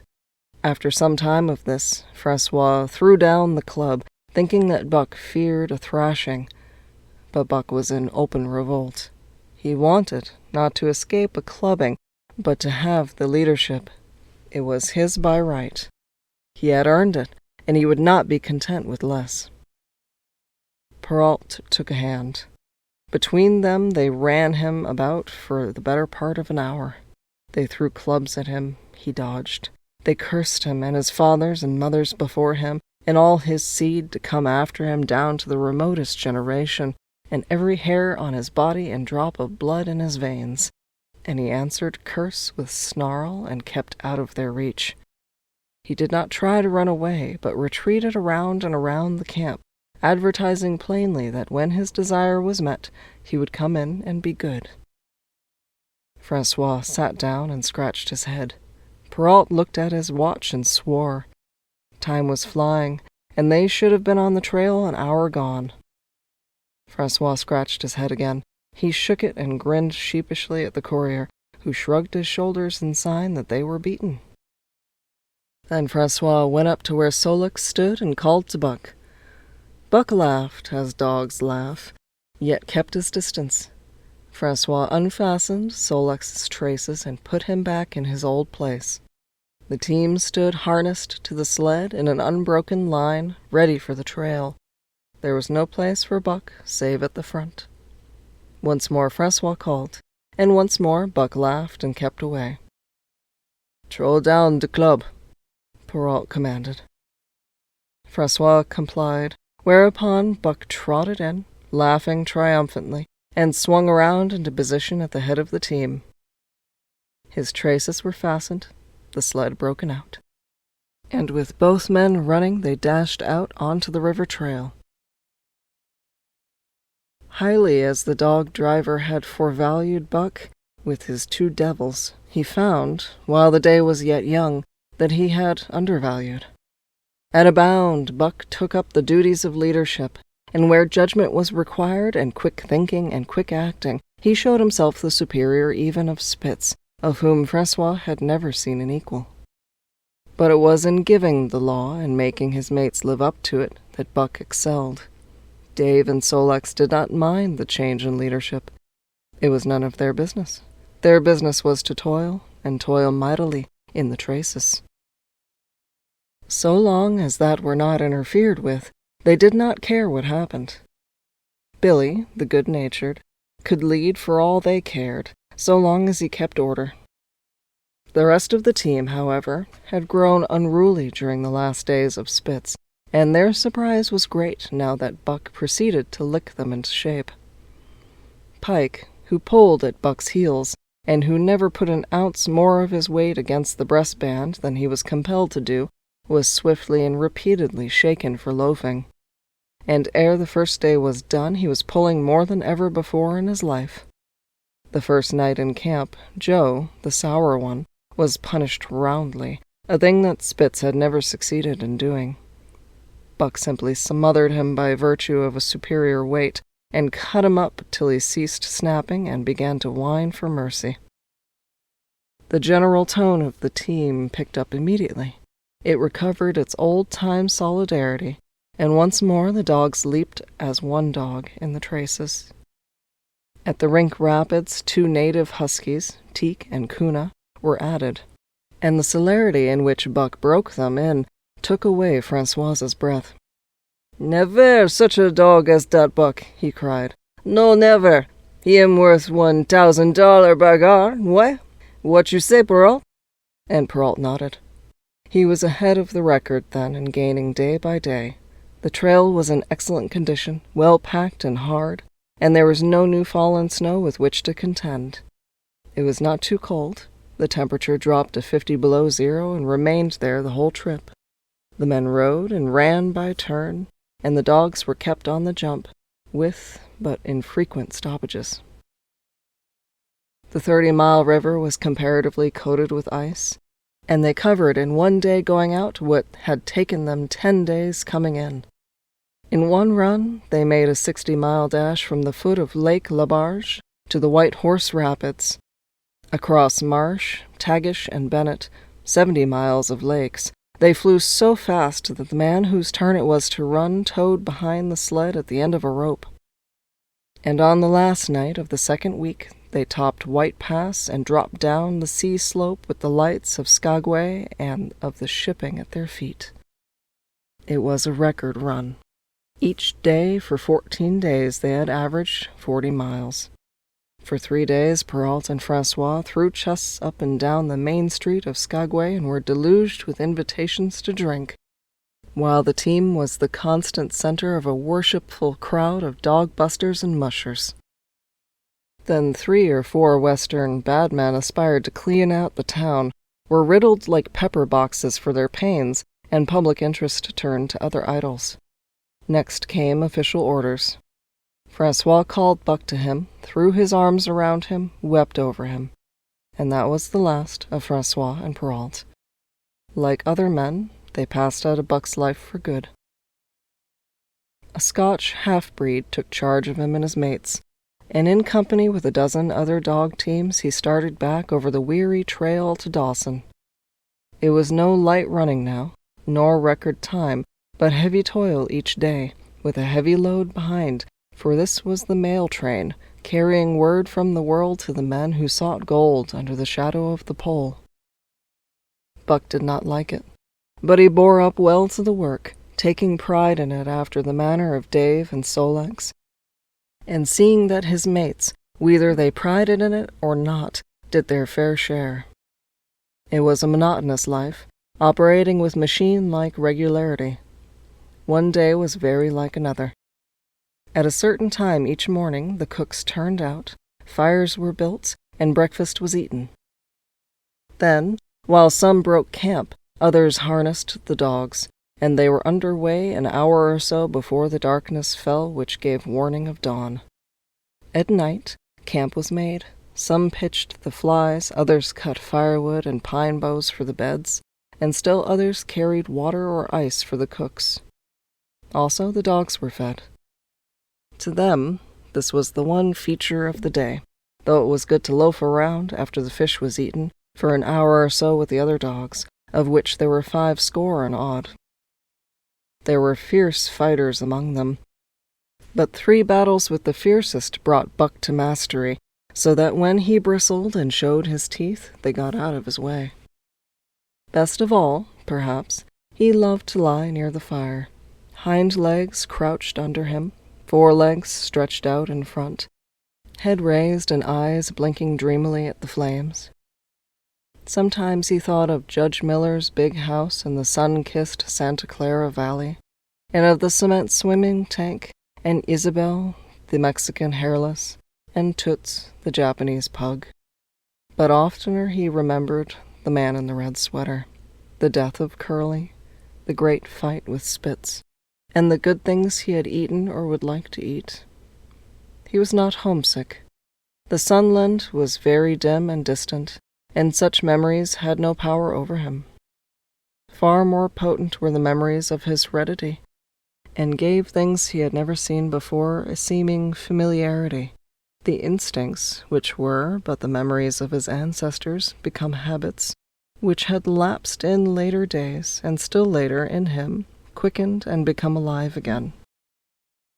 Sometimes, as he crouched there, blinking dreamily at the flames, it seemed that the flames were of another fire, and that as he crouched by this other fire, he saw another and different man from the half-breed cook before him.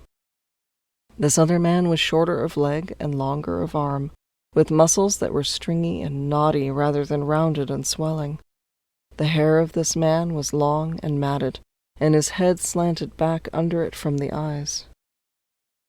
He uttered strange sounds, and seemed very much afraid of the darkness, into which he peered continually, clutching in his hand, which hung midway between knee and foot, a stick with a heavy stone made fast to the end.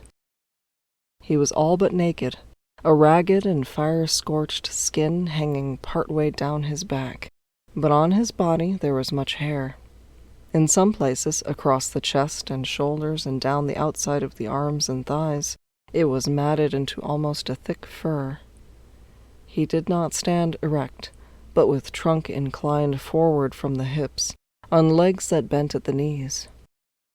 About his body there was a peculiar springiness or resiliency, almost cat-like, and a quick alertness as of one who lived in perpetual fear of things seen and unseen.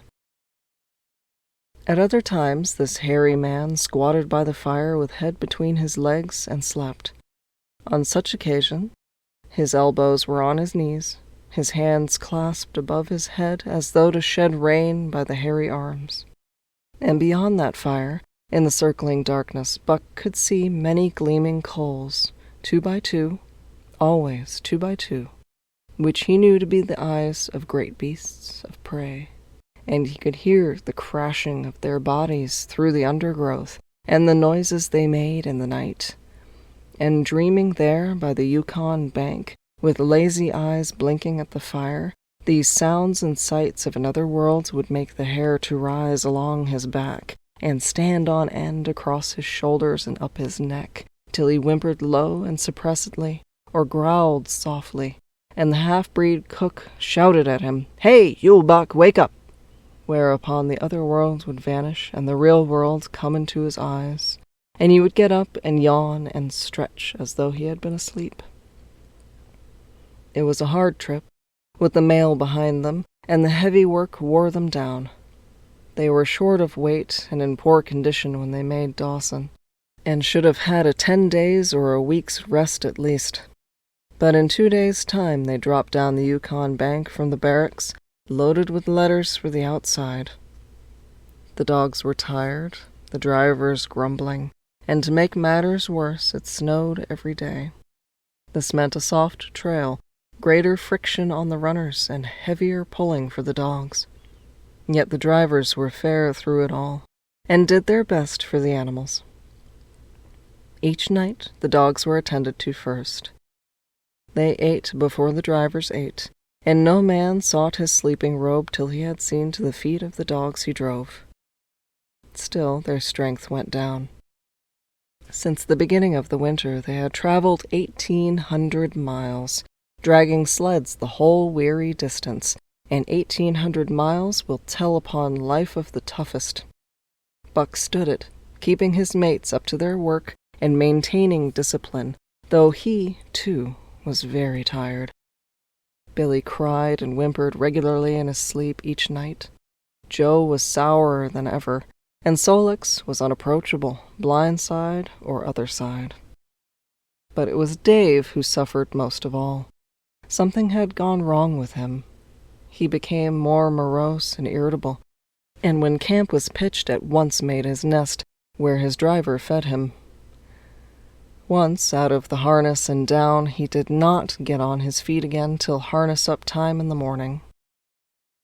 Sometimes, in the traces, when jerked by a sudden stoppage of the sled, or by straining to start it, he would cry out with pain. The driver examined him, but could find nothing. All the drivers became interested in his case. They talked it over at mealtime, and over their last pipes before going to bed. And one night they held a consultation. He was brought from his nest to the fire, and was pressed and prodded till he cried out many times. Something was wrong inside, but they could locate no broken bones, could not make it out. By the time Cassiar Bar was reached, he was so weak that he was falling repeatedly in the traces.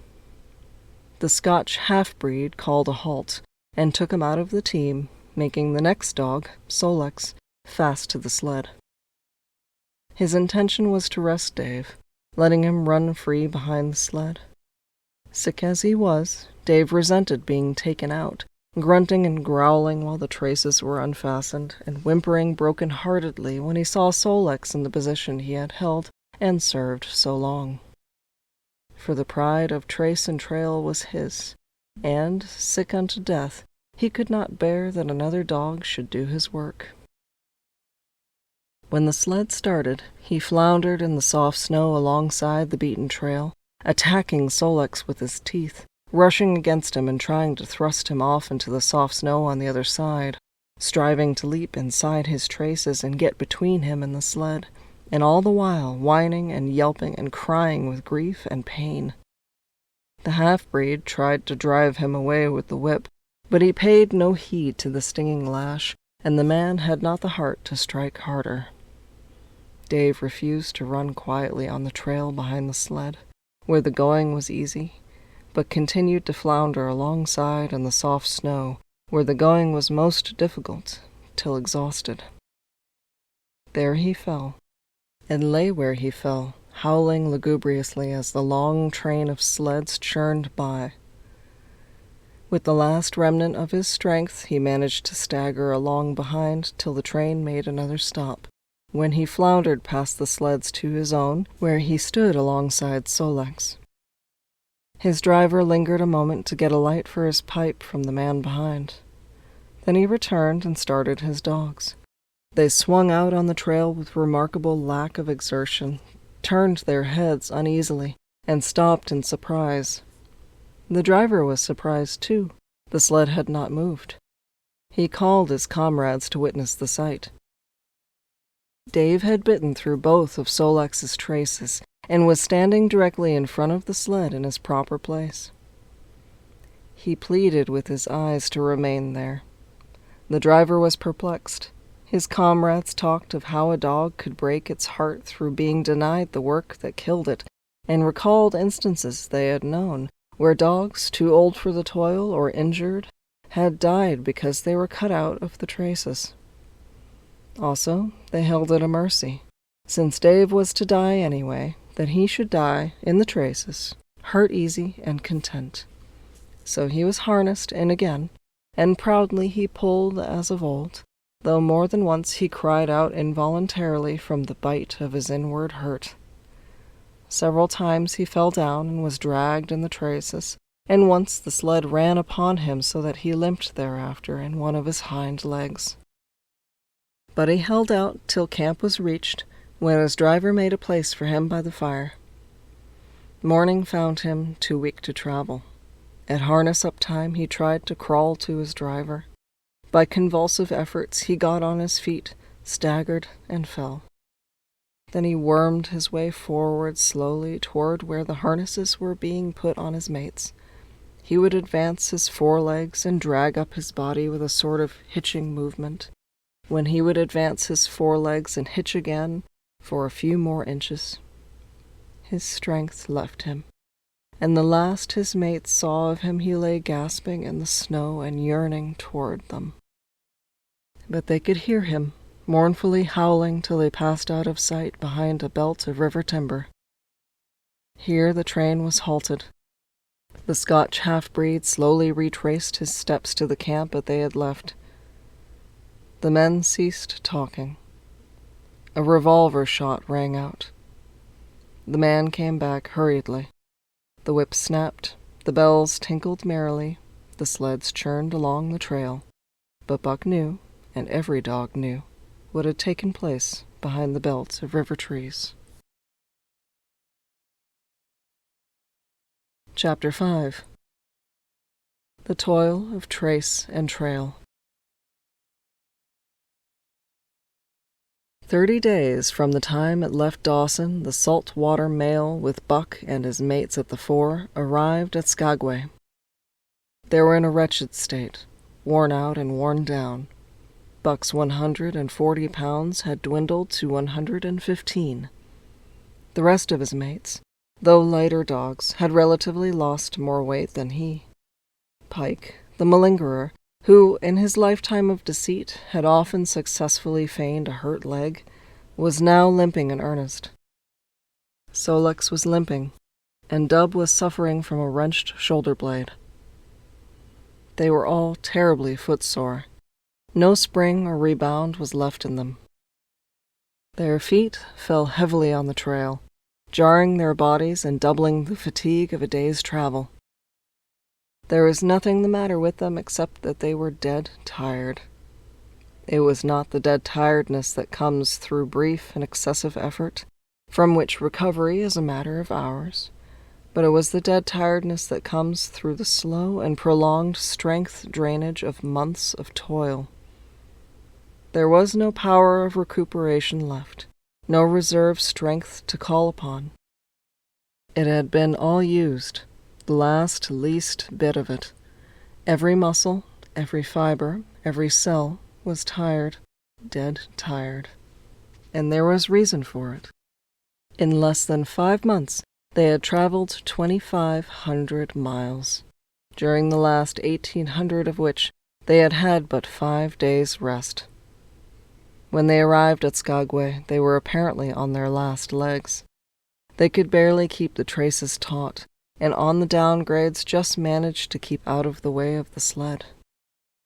"Push on, poor sore feets," the driver encouraged them as they tottered down the main street of Skagway. "This is the last.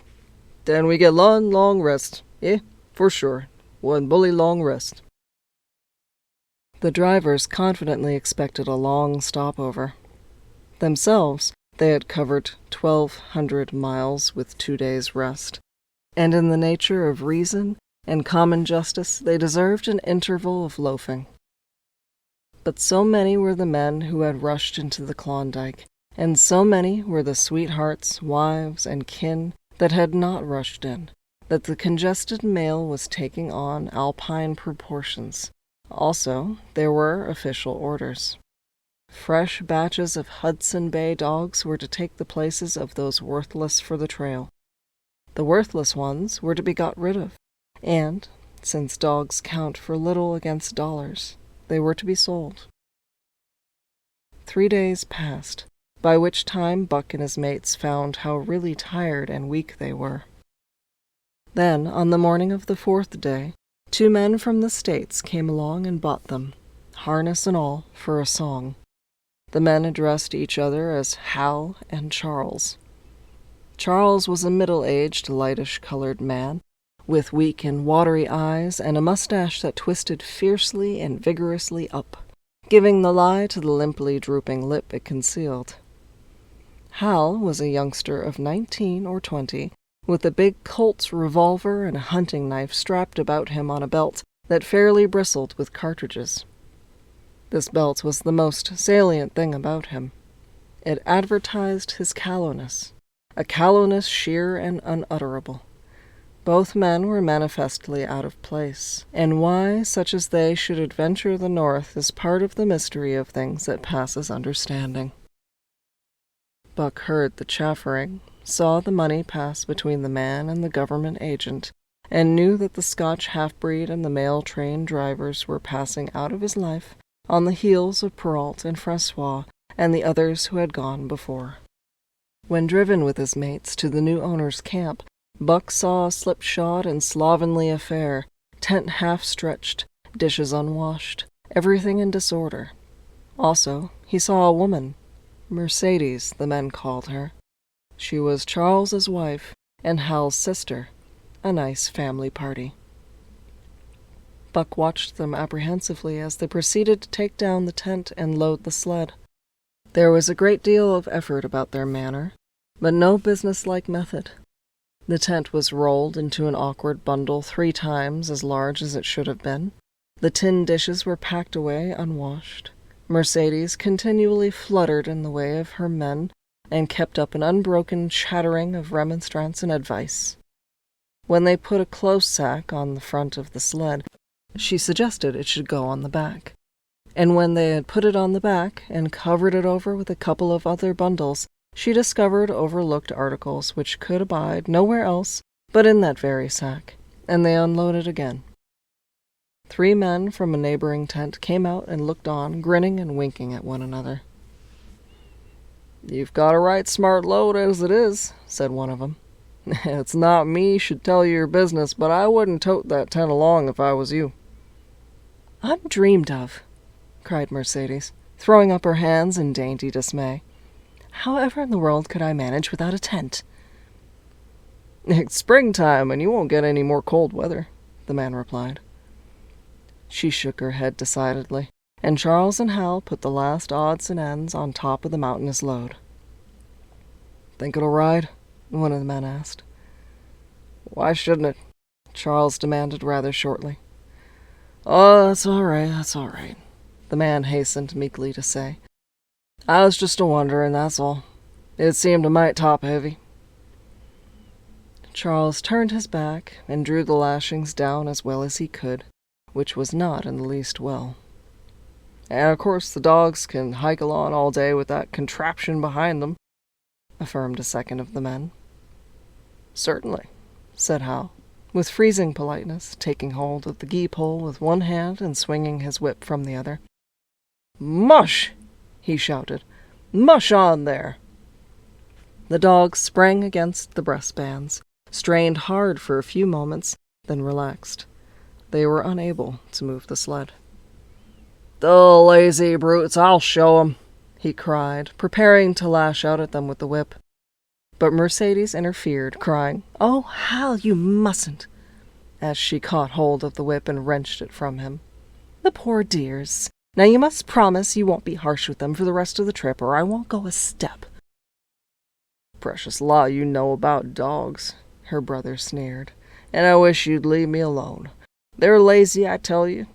and you've got to whip them to get anything out of them. That's their way. You ask anyone. Ask any of those men." Mercedes looked at them imploringly, untold repugnance at sight of pain written in her pretty face. "They're weak as water, if you want to know," came the reply from one of the men. "Plumb tuckered out, that's what's the matter. They need a rest."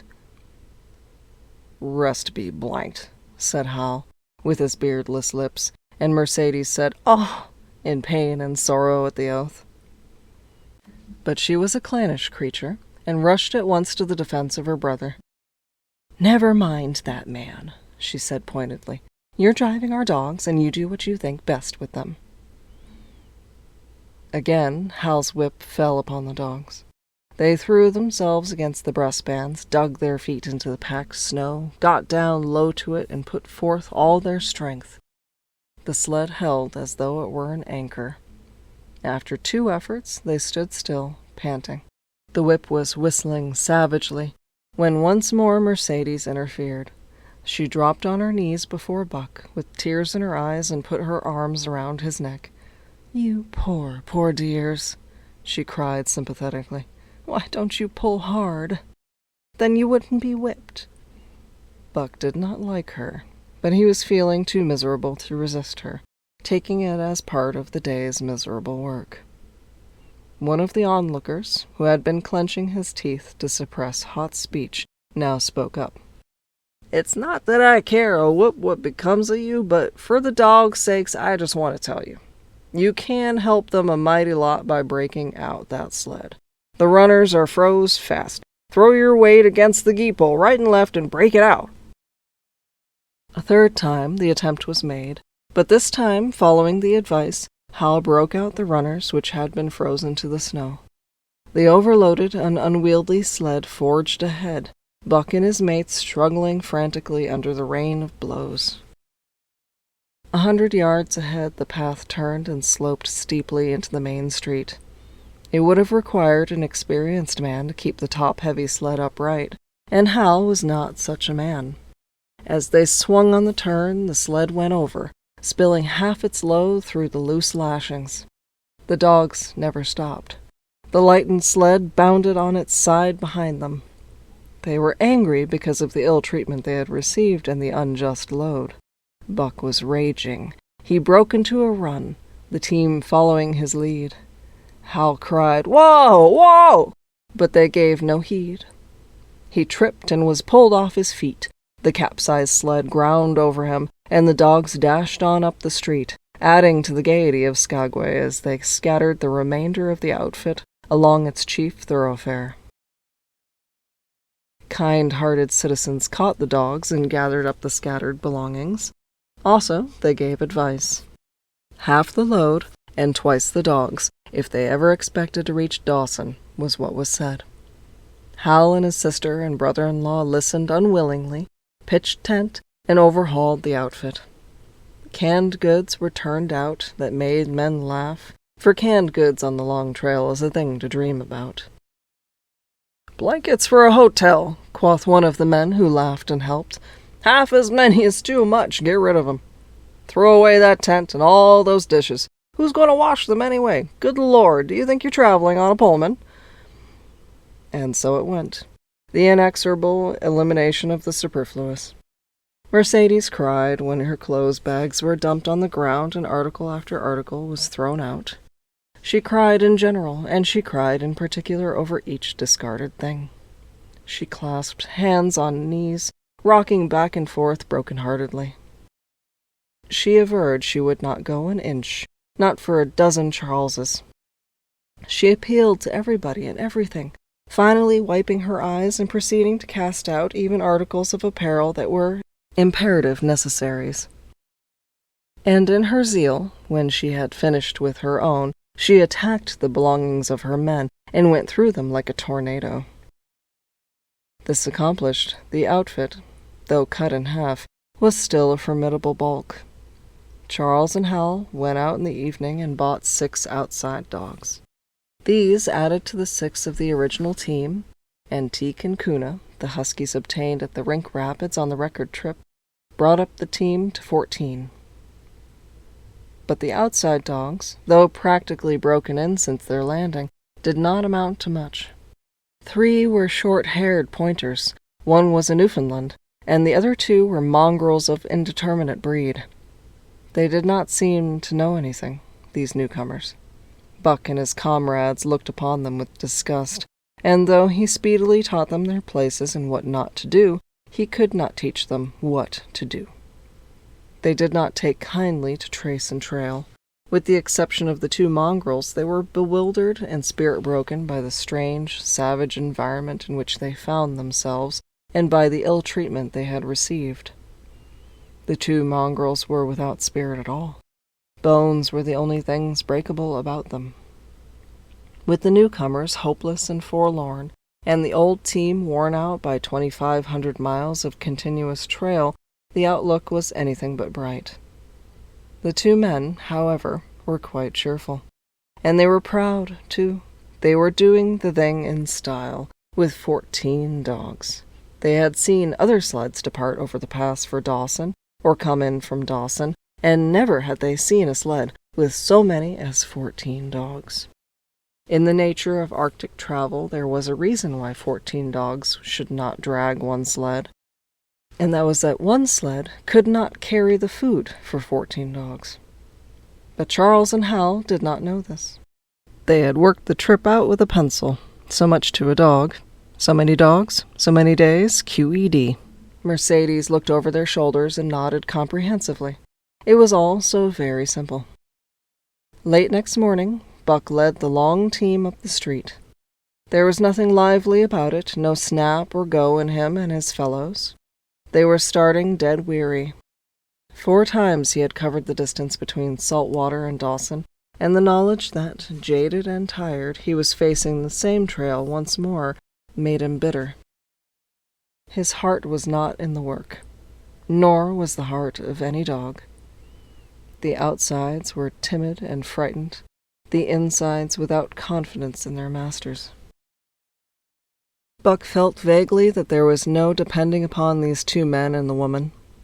They did not know how to do anything, and as the days went by it became apparent that they could not learn. They were slack in all things, without order or discipline.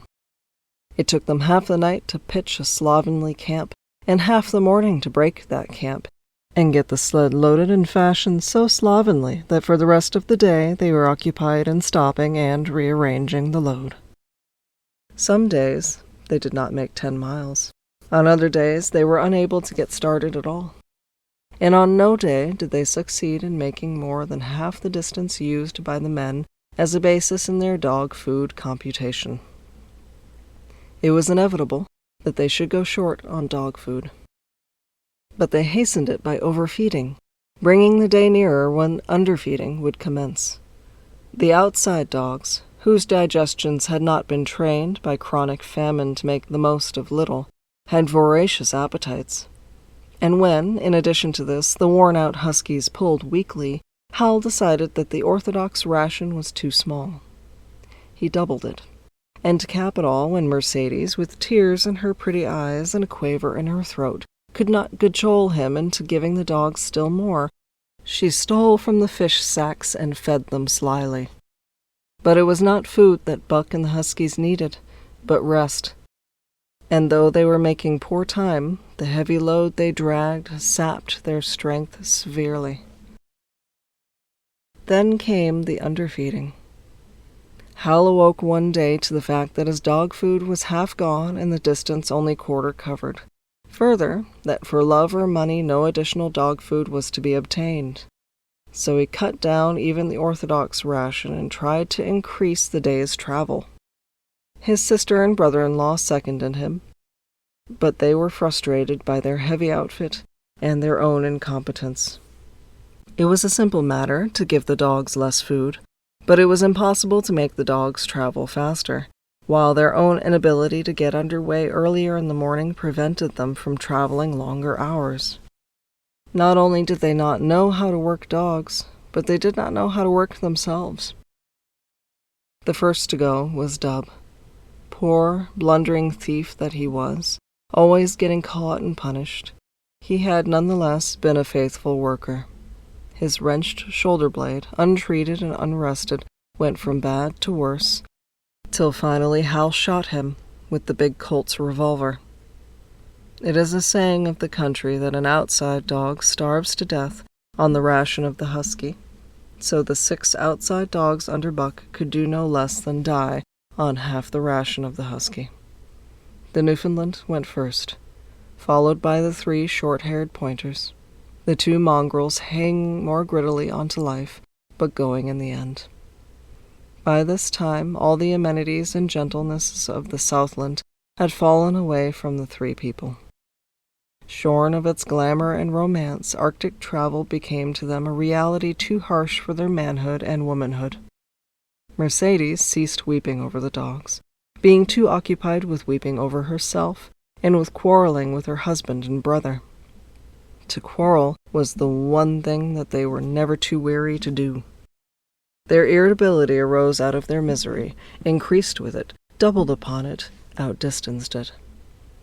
The wonderful patience of the trail which comes to men who toil hard and suffer sore, and remain sweet of speech and kindly, did not come to those 2 men and women.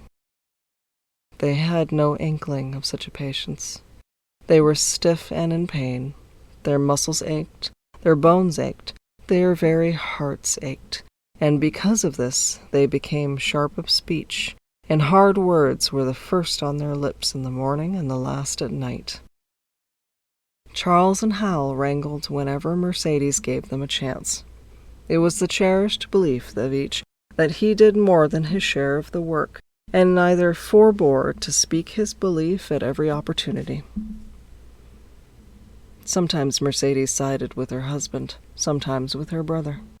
The result was a beautiful and unending family quarrel.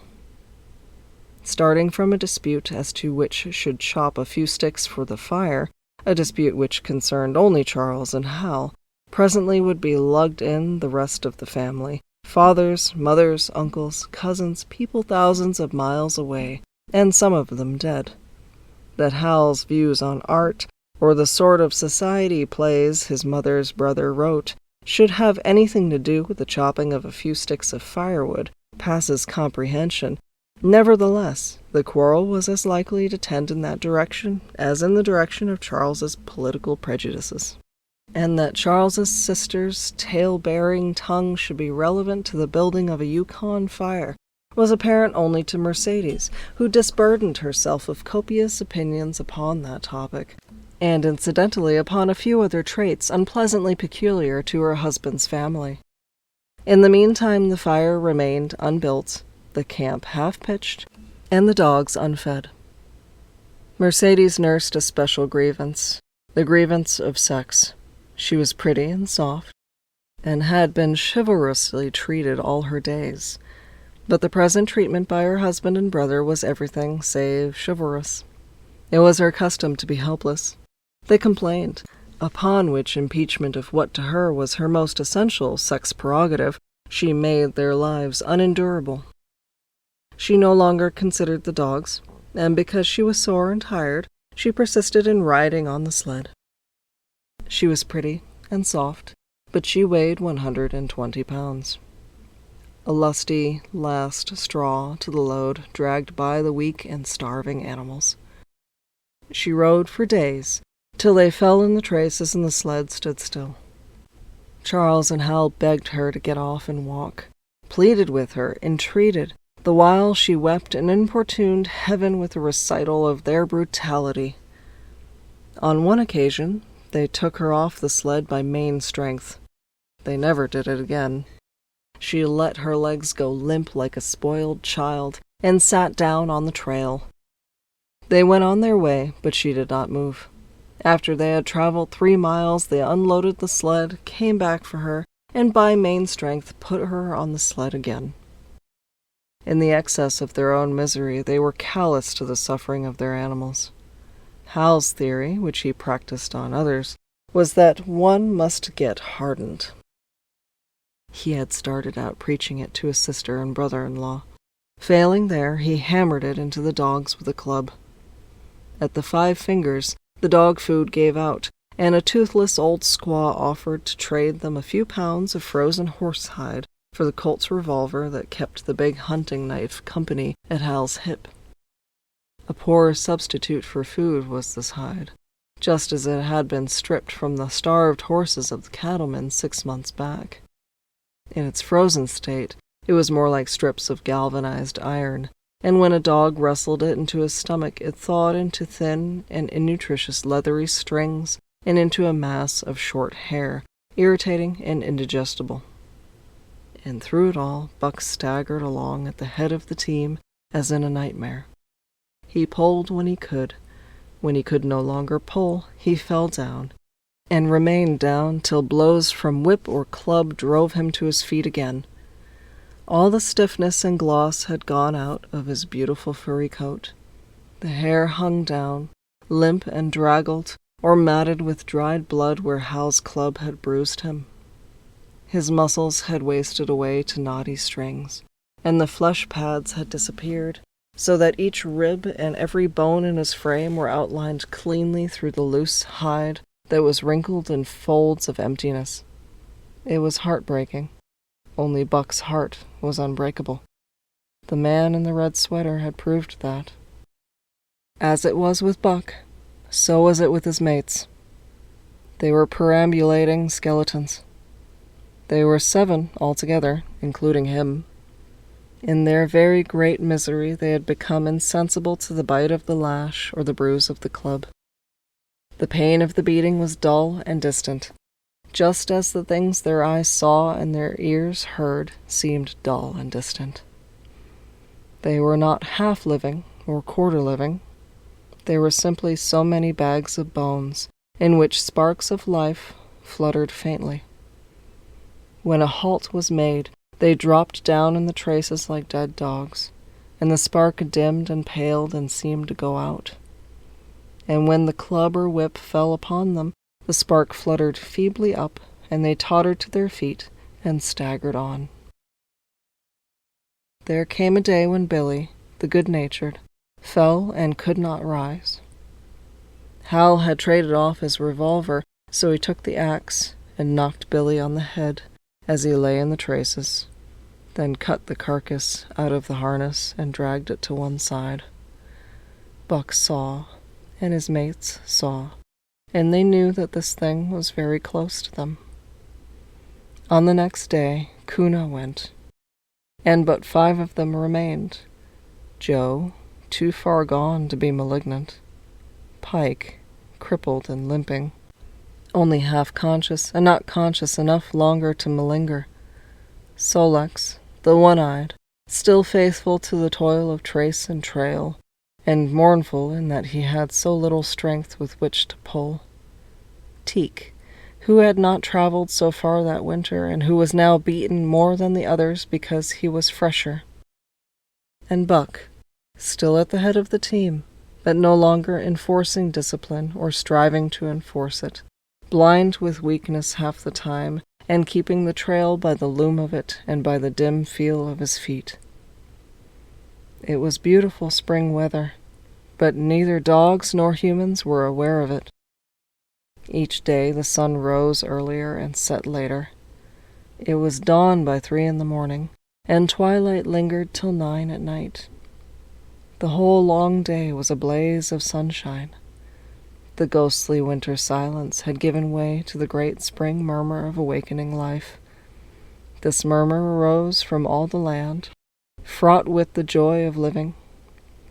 It came from the things that lived and moved again, things which had been as dead, and which had not moved during the long months of frost. The sap was rising in the pines. The willows and aspens were bursting out in young buds. Shrubs and vines were putting on fresh garbs of green. Crickets sang in the nights, and in the days all manner of creeping, crawling things rustled forth into the sun. Partridges and woodpeckers were booming and knocking in the forest. Squirrels were chattering, birds singing, and overhead honked the wild fowl driven up from the south in cunning wedges that split the air. From every hill slope came the trickle of running water, the music of unseen fountains. All things were thawing, bending, snapping. The Yukon was straining to break loose the ice that bound it down. It ate away from beneath, the sun ate from above. Air holes formed, fissures sprang and spread apart, while thin sections of ice fell through bodily into the river.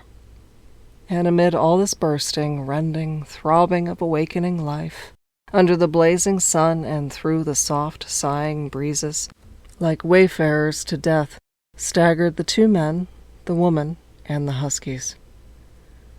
With the dogs falling, Mercedes weeping and riding, Hal swearing innocuously, and Charles's eyes wistfully watering, they staggered into John Thornton's camp at the mouth of White River.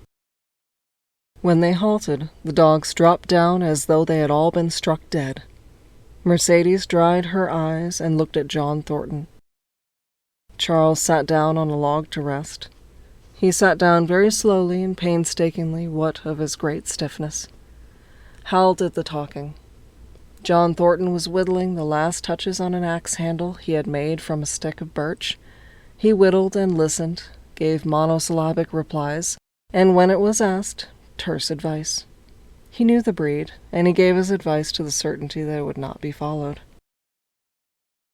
They told us up above that the bottom was dropping out of the trail and that the best thing for us to do was to lay over, Hal said in response to Thornton's warning to take no more chances on the rotten ice. They told us we couldn't make White River, and here we are. This last with a sneering ring of triumph in it. And they told you true, John Thornton answered. The bottom's likely to drop out at any moment. Only fools with the blind luck of fools could have made it. I tell you straight, I wouldn't risk my carcass on that ice for all the gold in Alaska. That's because you're not a fool, I suppose, said Hal.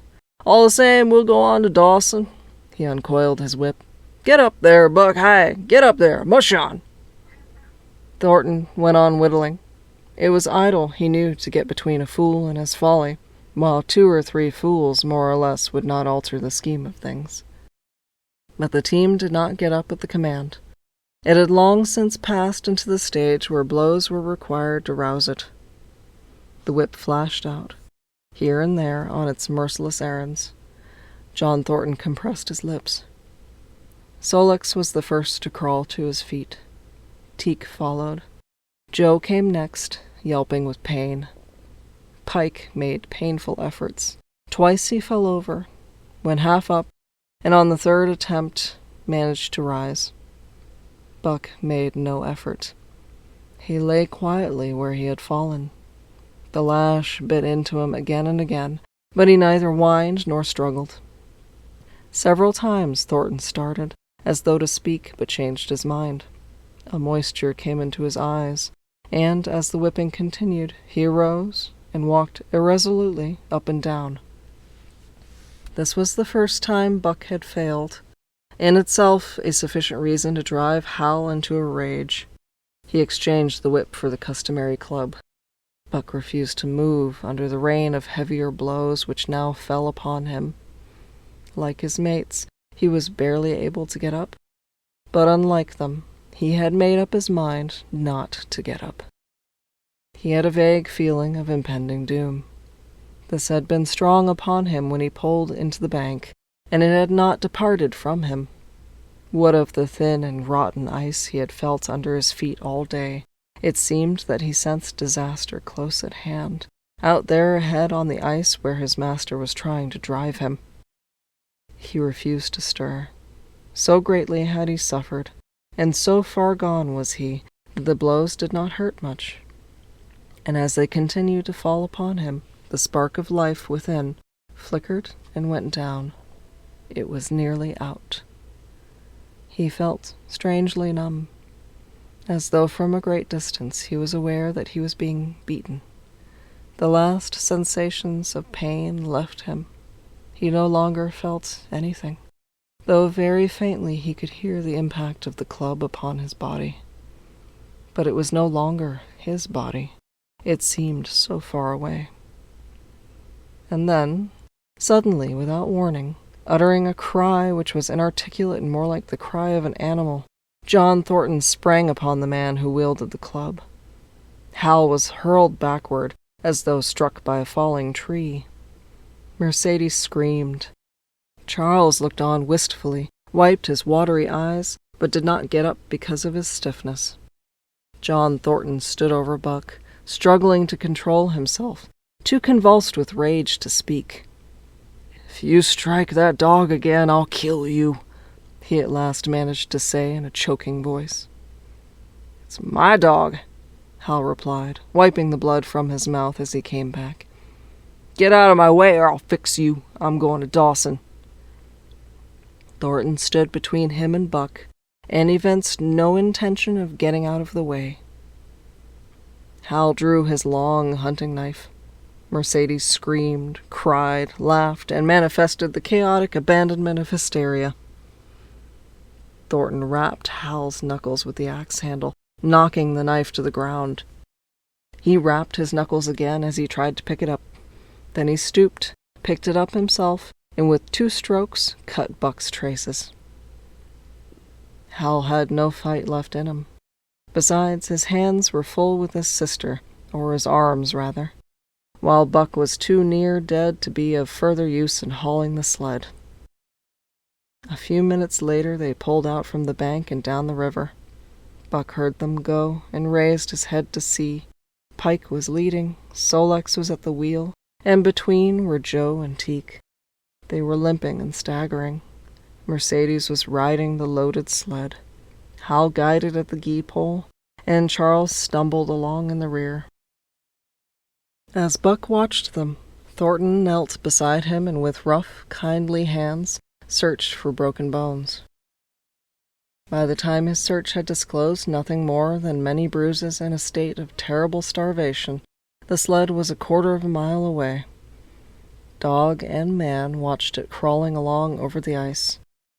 Suddenly, they saw its back end drop down, as into a rut, and the gee-pole, with Hal clinging to it, jerk into the air. Mercedes's scream came to their ears.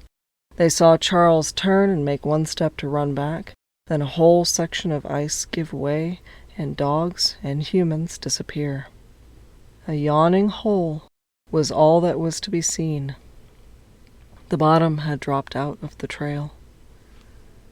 John Thornton and Buck looked at each other.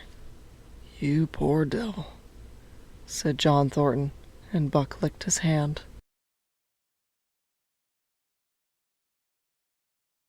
Chapter 7. For the Love of a Man. When John Thornton froze his feet in the previous December, his partners had made him comfortable and left him to get well, going on themselves up the river to get out a raft of saw logs for Dawson.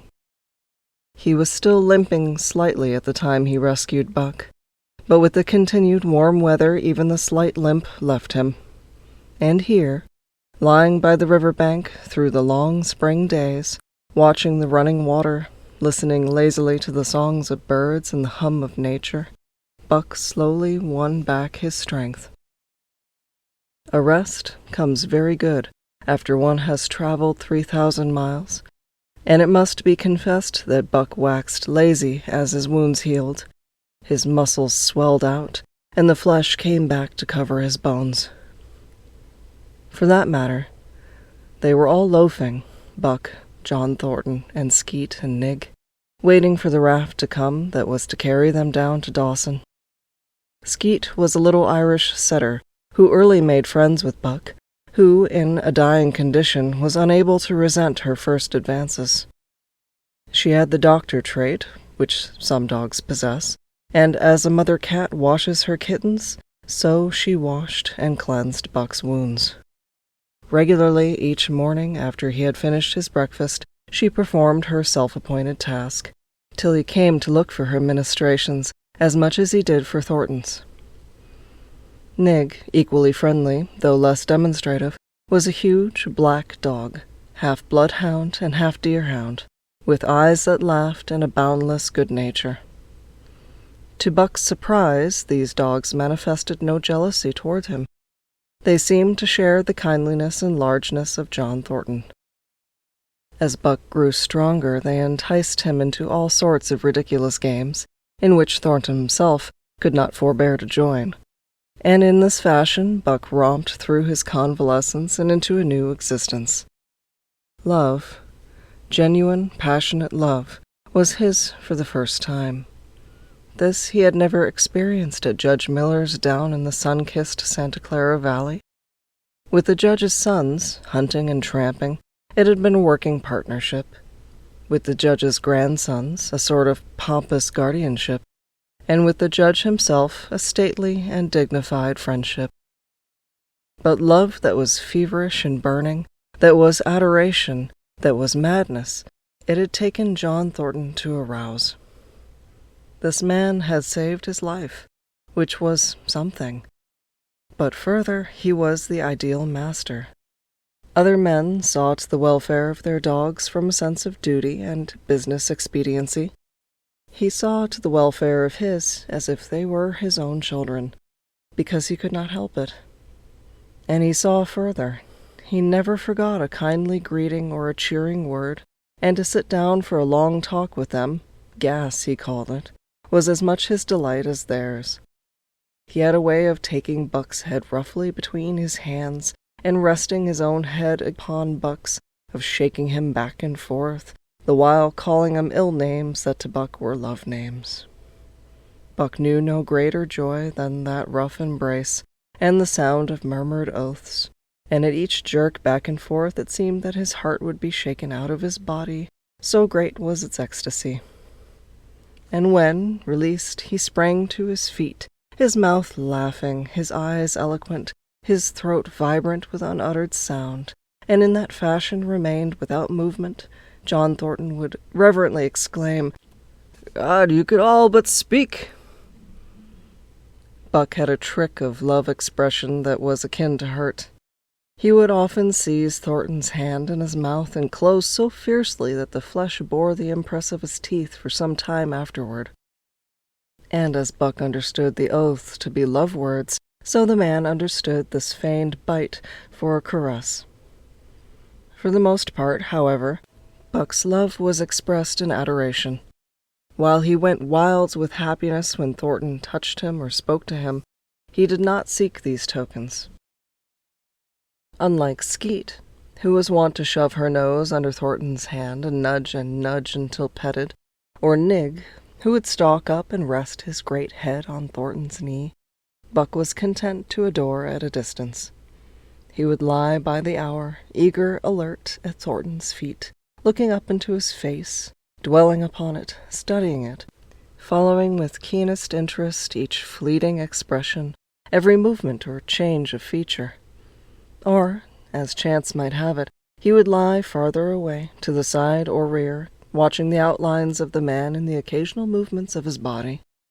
And often, such was the communion in which they lived, the strength of Buck's gaze would draw John Thornton's head around, and he would return the gaze, without speech, his heart shining out of his eyes as Buck's heart shone out. For a long time after his rescue, Buck did not like Thornton to get out of his sight. From the moment he left the tent to when he entered it again, Buck would follow at his heels. His transient masters, since he had come into the Northland, had bred him in a fear that no master could be permanent. He was afraid that Thornton would pass out of his life, as Perrault and Francois and the Scotch half-breed had passed out. Even in the night, in his dreams, he was haunted by this fear. At such times he would shake off sleep and creep through the chill to the flap of the tent, where he would stand and listen to the sound of his master's breathing.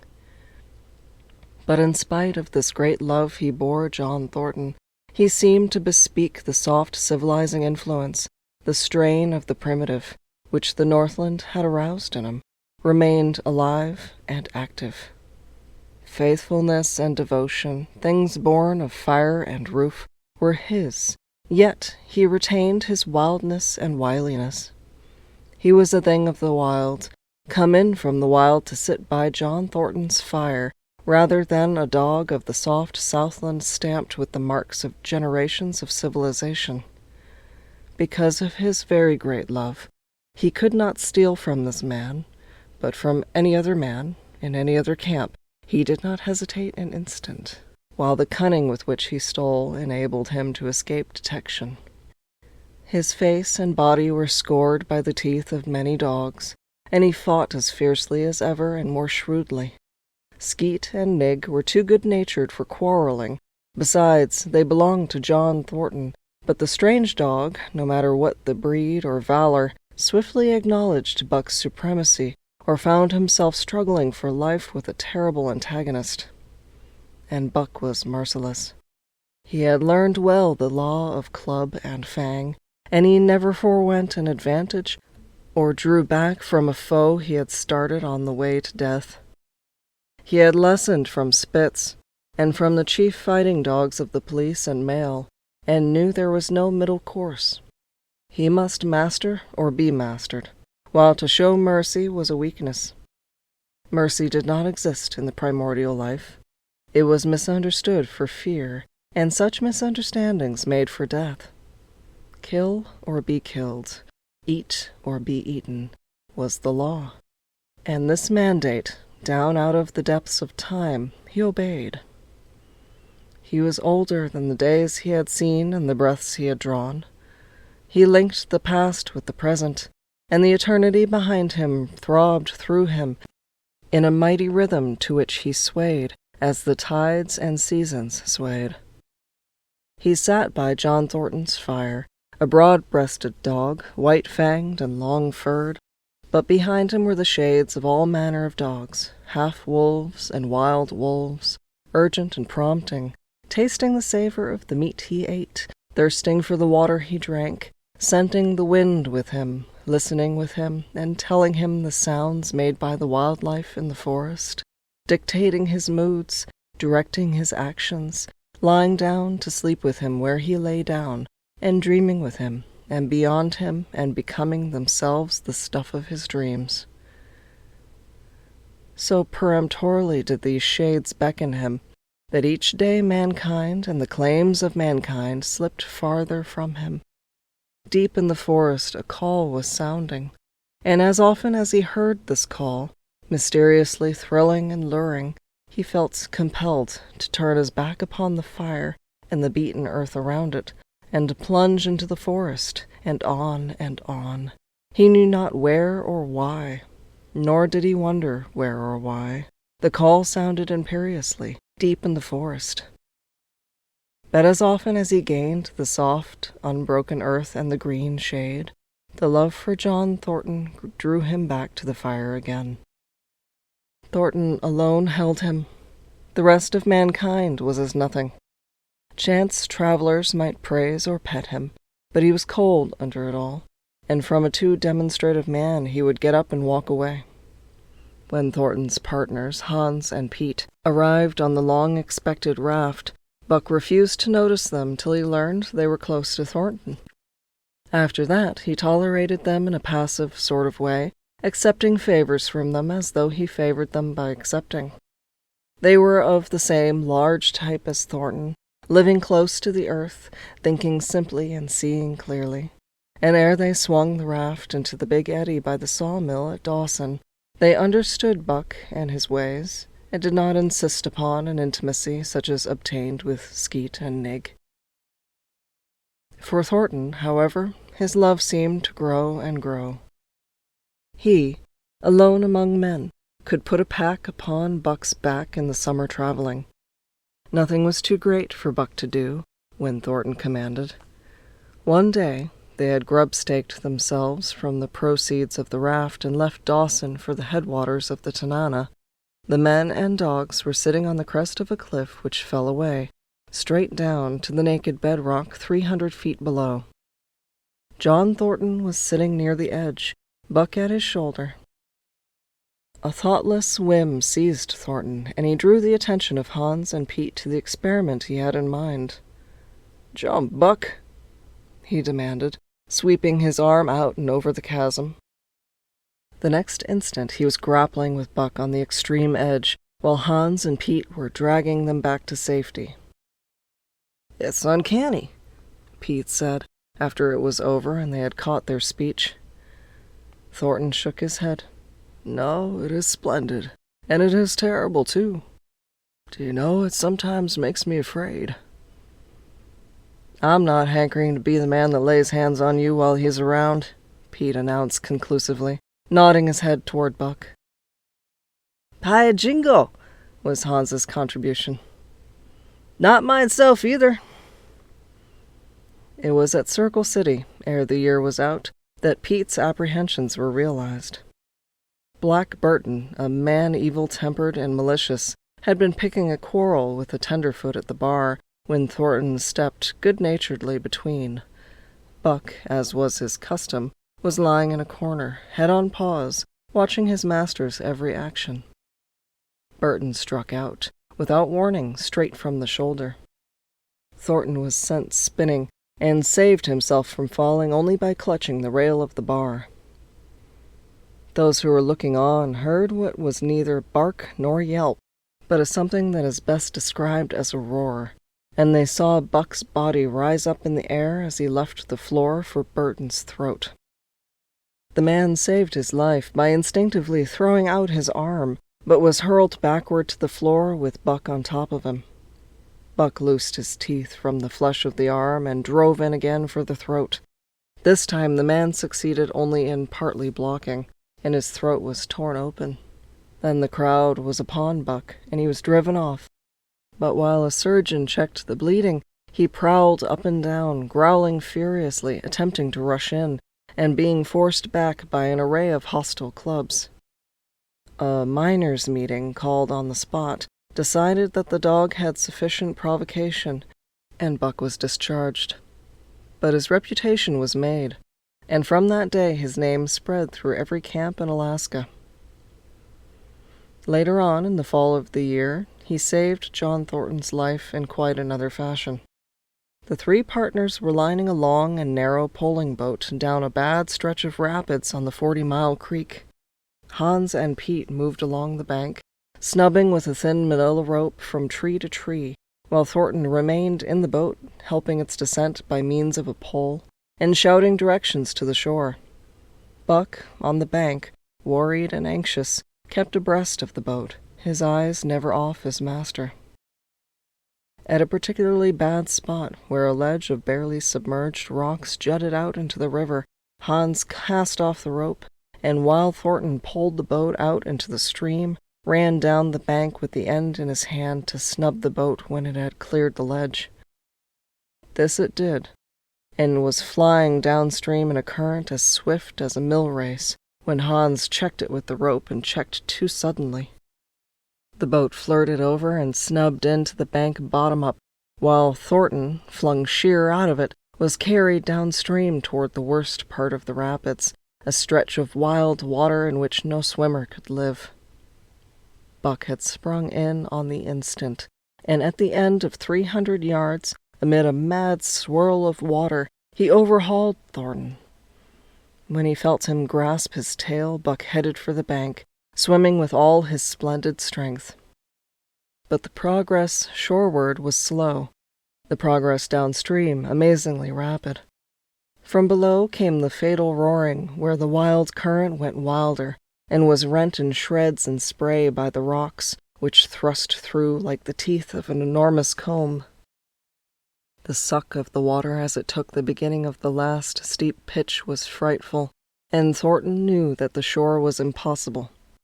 He scraped furiously over a rock, bruised across a second, and struck a third with crushing force.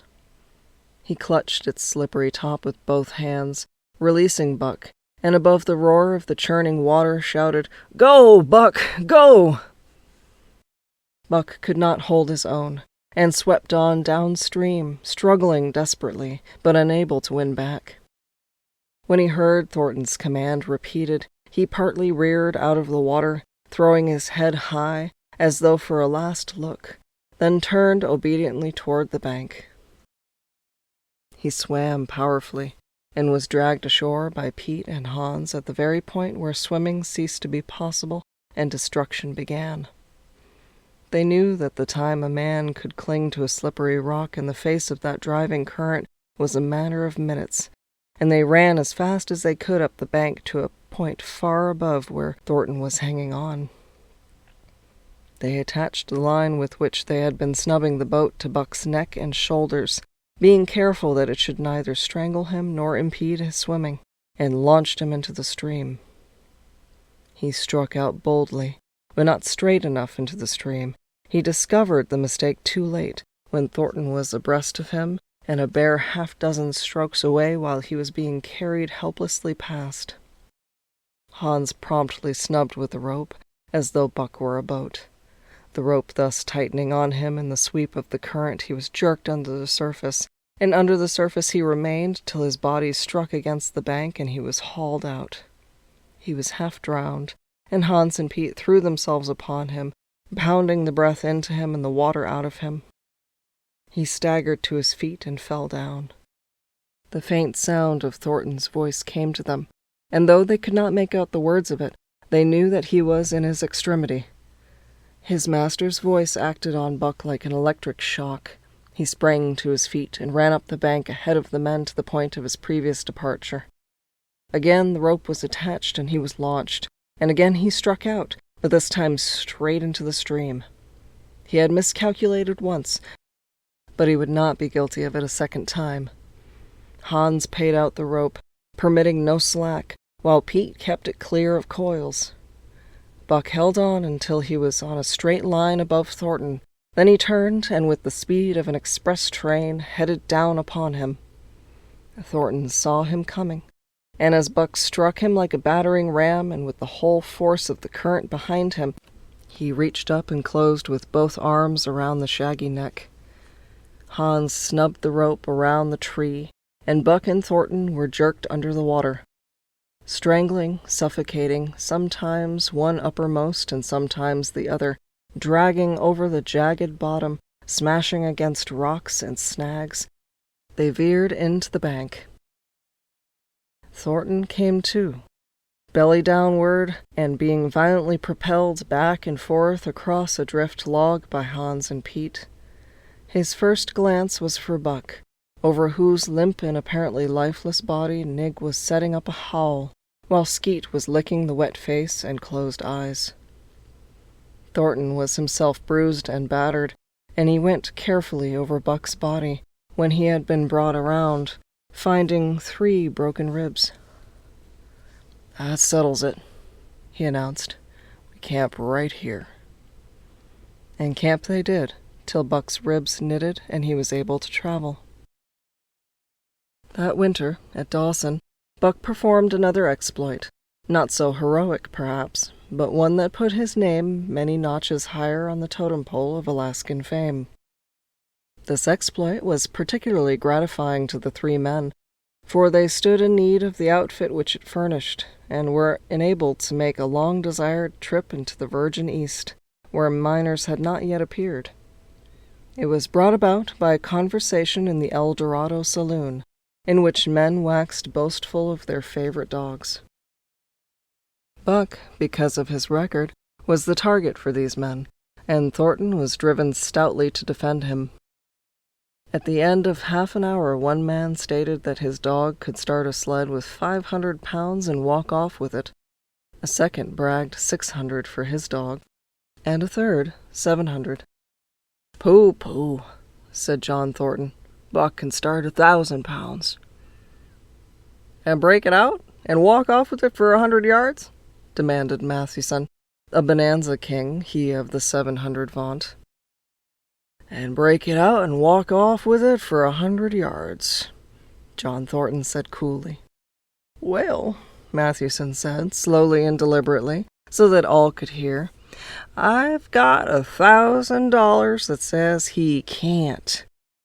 And there it is." So saying, he slammed a sack of gold dust the size of a bologna sausage down upon the bar. Nobody spoke. Thornton's bluff, if bluff it was, had been called. He could feel a flush of warm blood creeping up his face. His tongue had tricked him.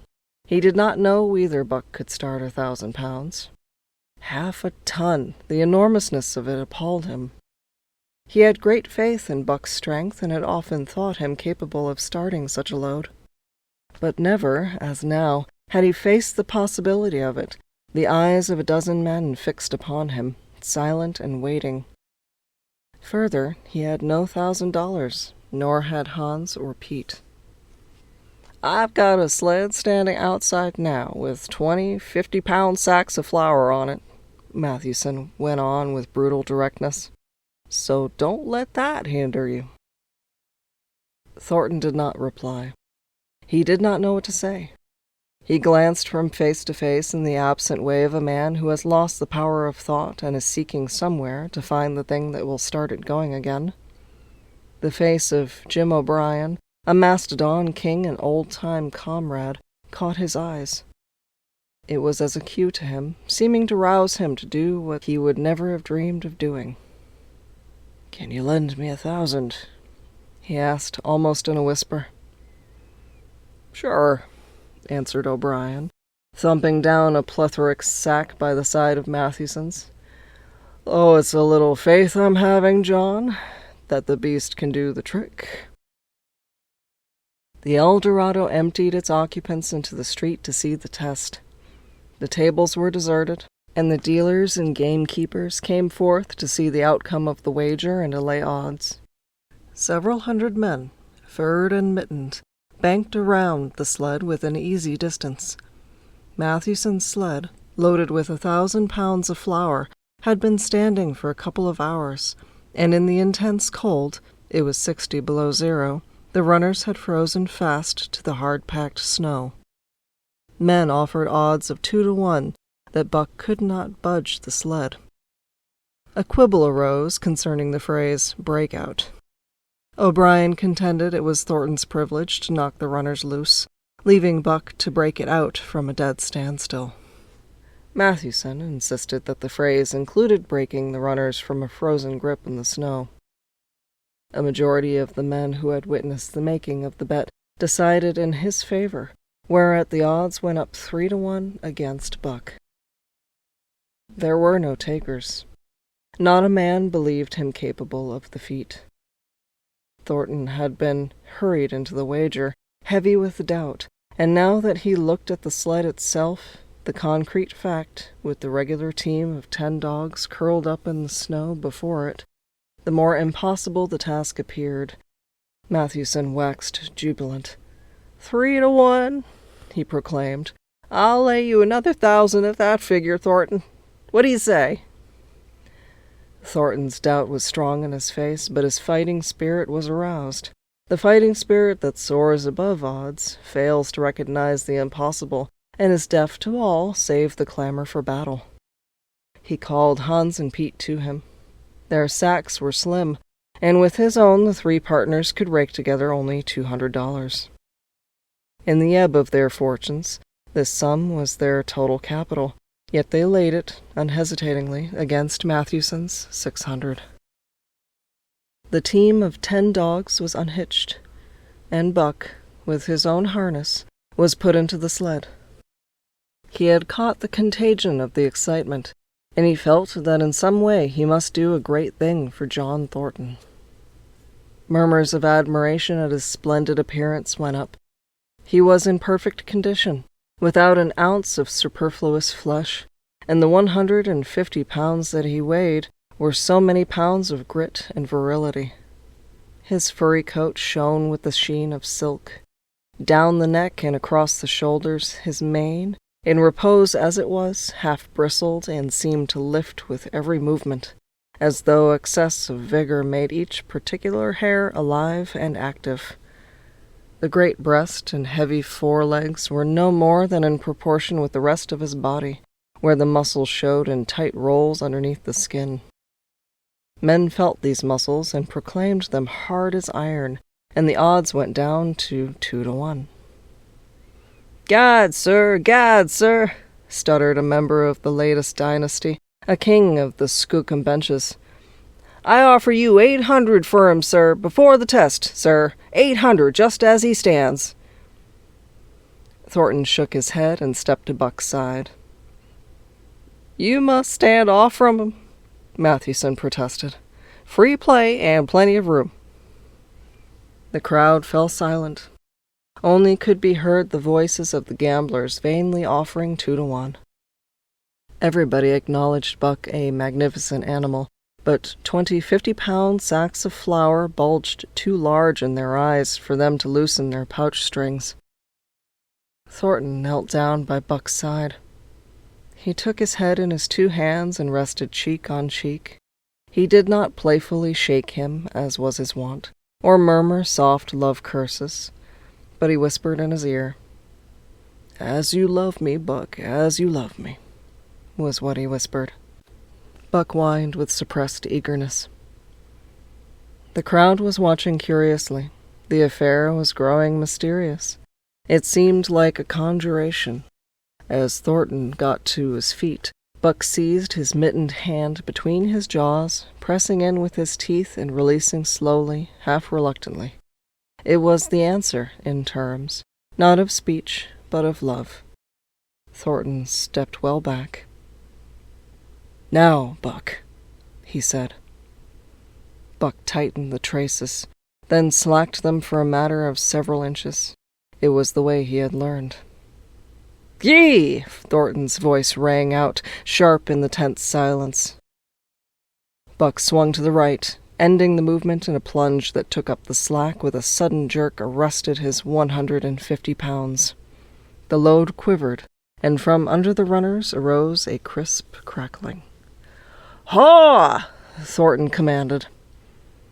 Buck duplicated the maneuver, this time to the left. The crackling turned into a snapping, the sled pivoting and the runners slipping and grating several inches to the side. The sled was broken out. Men were holding their breaths, intensely unconscious of the fact. "Now, mush!" Thornton's command cracked out like a pistol shot. Buck threw himself forward, tightening the traces with a jarring lunge. His whole body was gathered compactly together in the tremendous effort, the muscles writhing and knotting like live things under the silky fur. His great chest was low to the ground, his head forward and down, while his feet were flying like mad, the claws scarring the hard-packed snow in parallel grooves. The sled swayed and trembled, half started forward. One of his feet slipped, and one man groaned aloud. Then the sled lurched ahead in what appeared a rapid succession of jerks, though it never really came to a dead stop again. Half an inch, 2 inches. The jerks perceptibly diminished.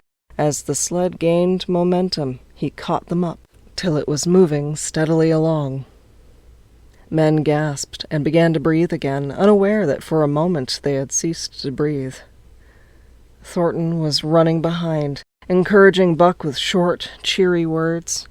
The distance had been measured off, and as he neared the pile of firewood which marked the end of the 100 yards, a cheer began to grow and grow, which burst into a roar as he passed the firewood and halted at command. Every man was tearing himself loose, even Mathewson. Hats and mittens were flying in the air. Men were shaking hands, it did not matter with whom, and bubbling over in a general, incoherent babble. But Thornton fell on his knees beside Buck. Head was against head, and he was shaking him back and forth. Those who hurried up heard him cursing Buck, and he cursed him long and fervently, and softly and lovingly. "Gad, sir," spluttered the Skookum Bench King. "I'll give you 1,000 for him, sir, 1,000, sir, 1,200, sir." Thornton rose to his feet. His eyes were wet. The tears were streaming frankly down his cheeks.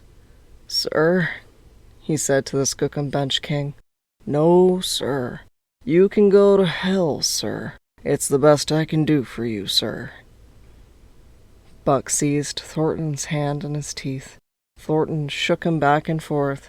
As though animated by a common impulse, the onlookers drew back to a respectful distance, nor were they again indiscreet enough to interrupt. Chapter 7. The Sounding of the Call. When Buck earned $1,600 in 5 minutes for John Thornton, he made it possible for his master to pay off certain debts and to journey with his partners into the East, after a fabled lost mine, the history of which was as old as the history of the country. Many men had sought it, few had found it, and more than a few there were who had never returned from the quest.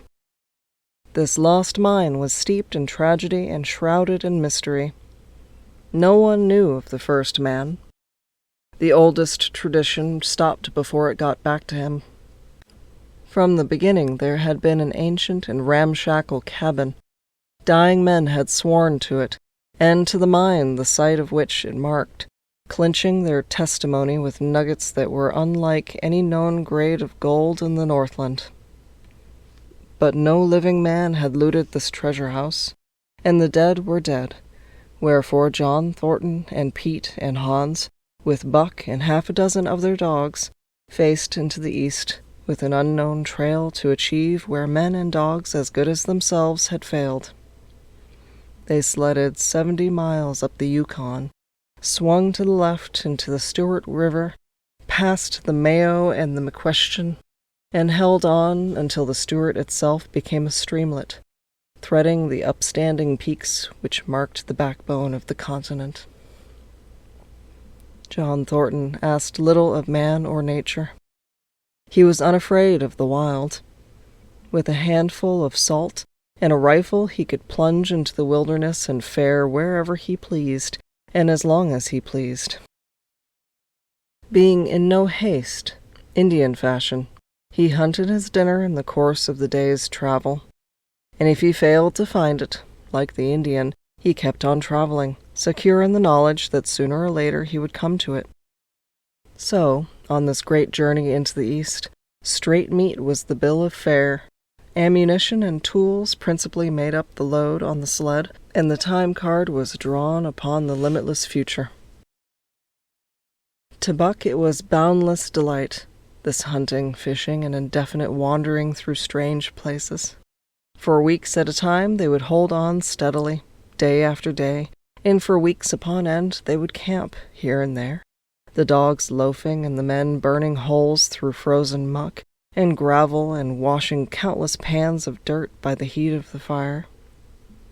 Sometimes they went hungry, sometimes they feasted riotously, all according to the abundance of game and the fortune of hunting. Summer arrived, and dogs and men packed on their backs, rafted across blue mountain lakes, and descended or ascended unknown rivers in slender boats whip-sawed from the standing forest.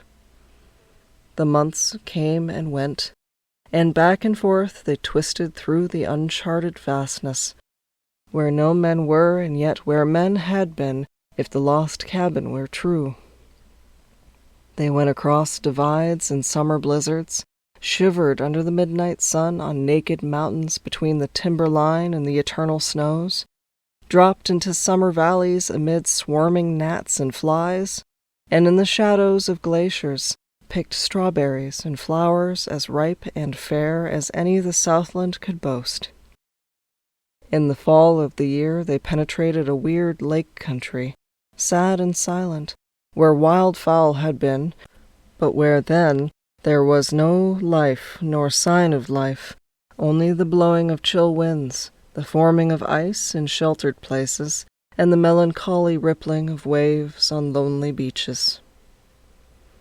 And through another winter they wandered on the obliterated trails of men who had gone before.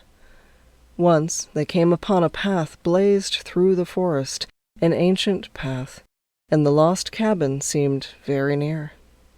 But the path began nowhere and ended nowhere, and it remained mystery, as the man who made it and the reason he made it remained mystery. Another time they chanced upon the time-graven wreckage of a hunting lodge, and amid the shreds of rotted blankets John Thornton found a long-barreled flintlock. He knew it for a Hudson Bay Company gun of the young days in the Northwest, when such a gun was worth its height in beaver skins packed flat, and that was all. No hint as to the man who in an early day had reared the lodge and left the gun among the blankets.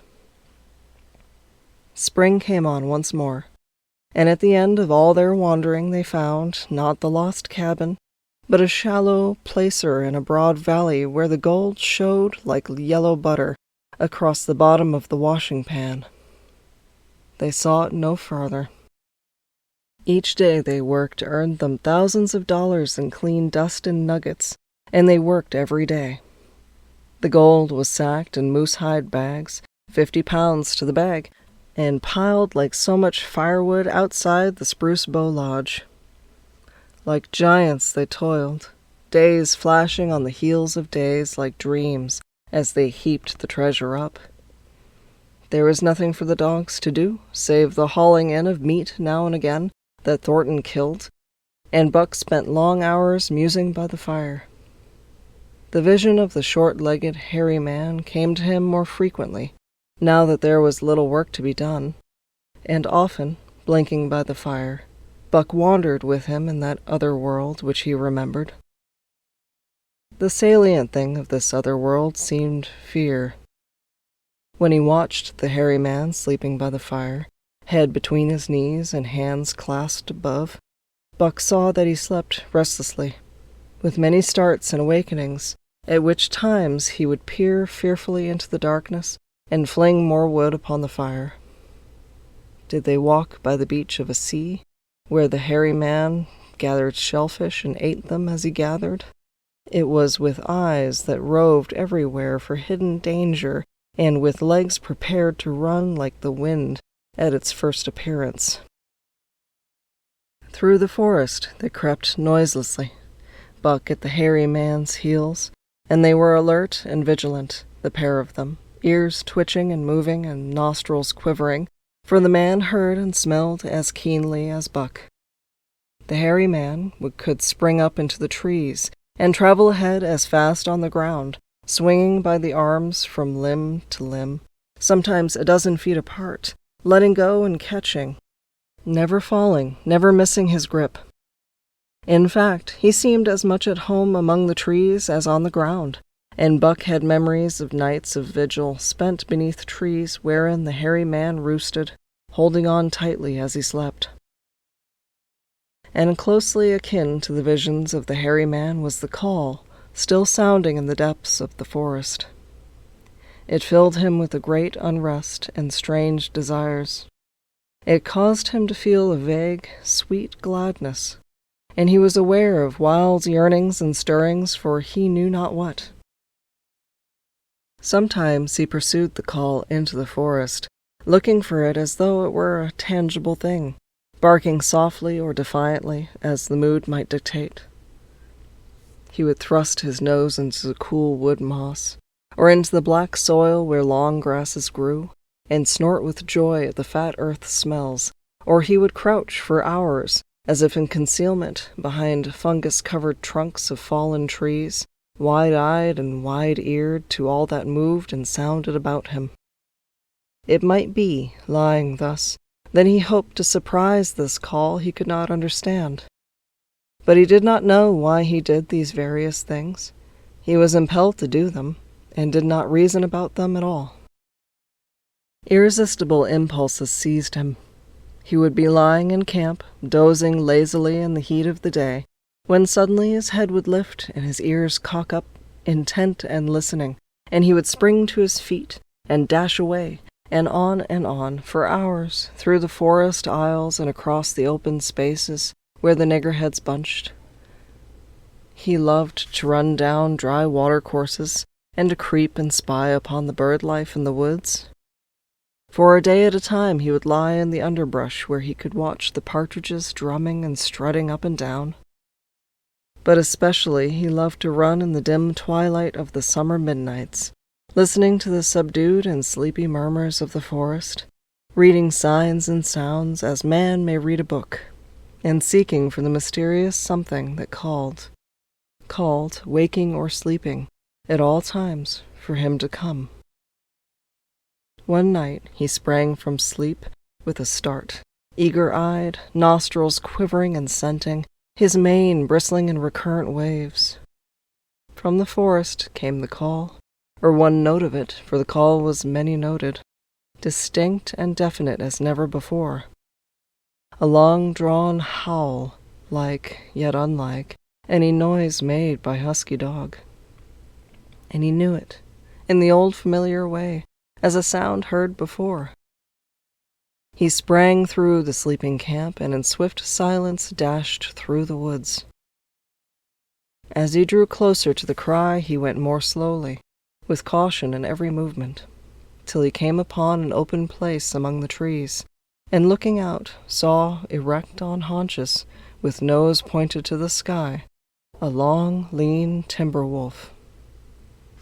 It had made no noise, yet it ceased from its howling and tried to sense his presence. Buck stalked into the open, half crouching, body gathered compactly together, tail straight and stiff, feet falling with unwonted care. Every movement advertised commingled threatening and overture of friendliness. It was the menacing truce that marks the meeting of wild beasts that prey. But the wolf fled at the sight of him. He followed, with wild leapings, in a frenzy to overtake. He ran him into a blind channel in the bed of the creek where a timber jam barred the way. The wolf whirled about, pivoting on its hind legs after the fashion of Joe and all cornered husky dogs, snarling and bristling, clipping his teeth together in a continuous and rapid succession of snaps. Buck did not attack, but circled him about and hedged him in with friendly advances. The wolf was suspicious and afraid, for Buck made 3 of him in weight, while his head barely reached Buck's shoulder. Watching his chance, he darted away, and the chase was resumed. Time and again he was cornered, and the thing repeated, though he was in poor condition, or Buck could not easily have overtaken him.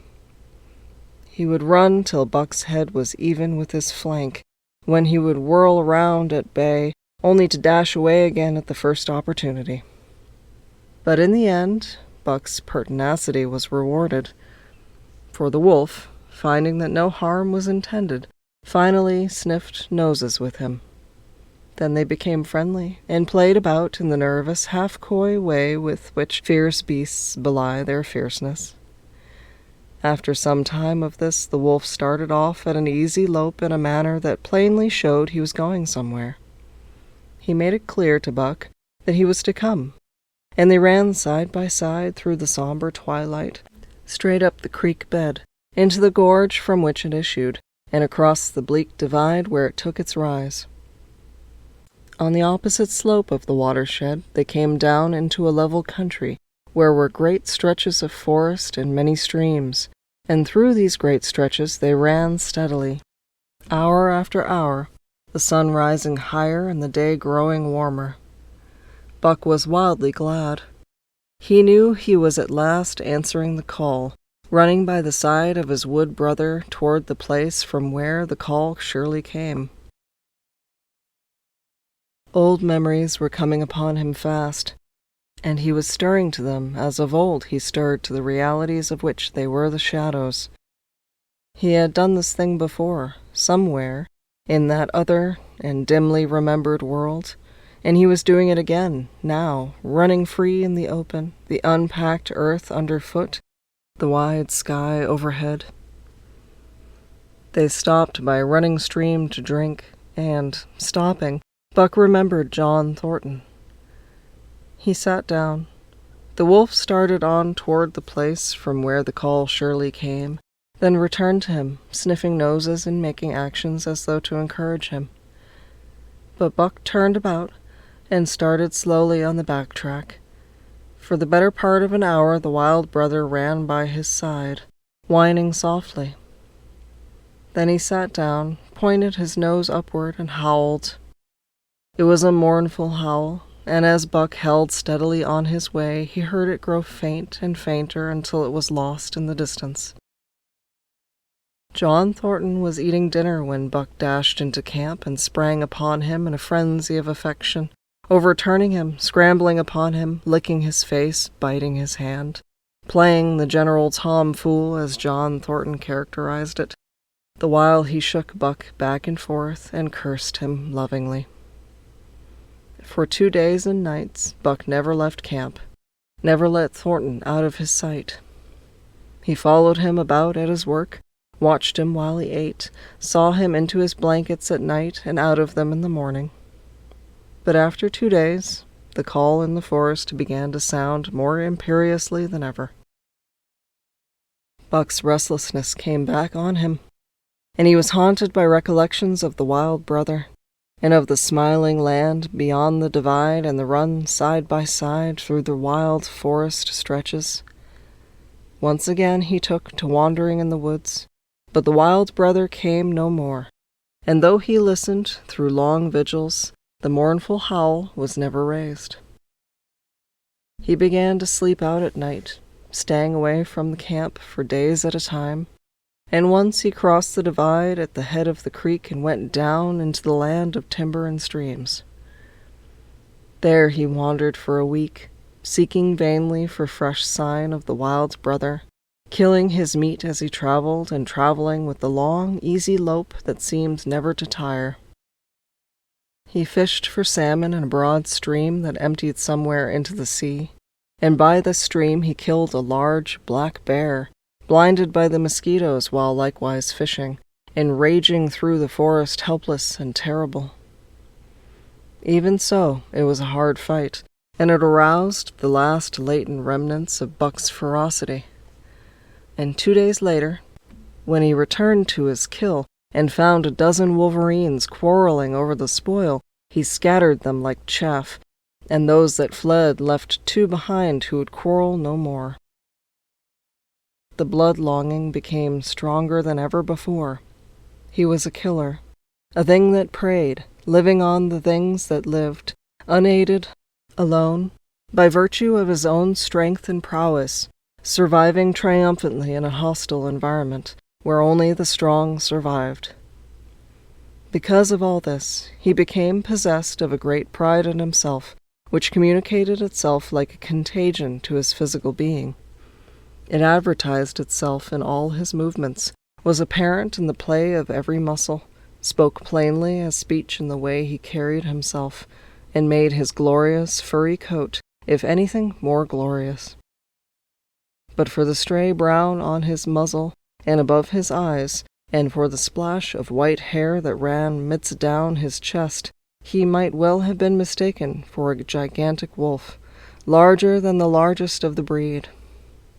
From his St. Bernard father he had inherited size and weight, but it was his shepherd mother who had given shape to that size and weight. His muzzle was the long wolf muzzle, save that it was larger than the muzzle of any wolf, and his head, somewhat broader, was the wolf head on a massive scale. His cunning was wolf cunning, and wild cunning, his intelligence, shepherd intelligence, and St. Bernard intelligence, and all this, plus an experience gained in the fiercest of schools, made him as formidable a creature as any that roamed the wild.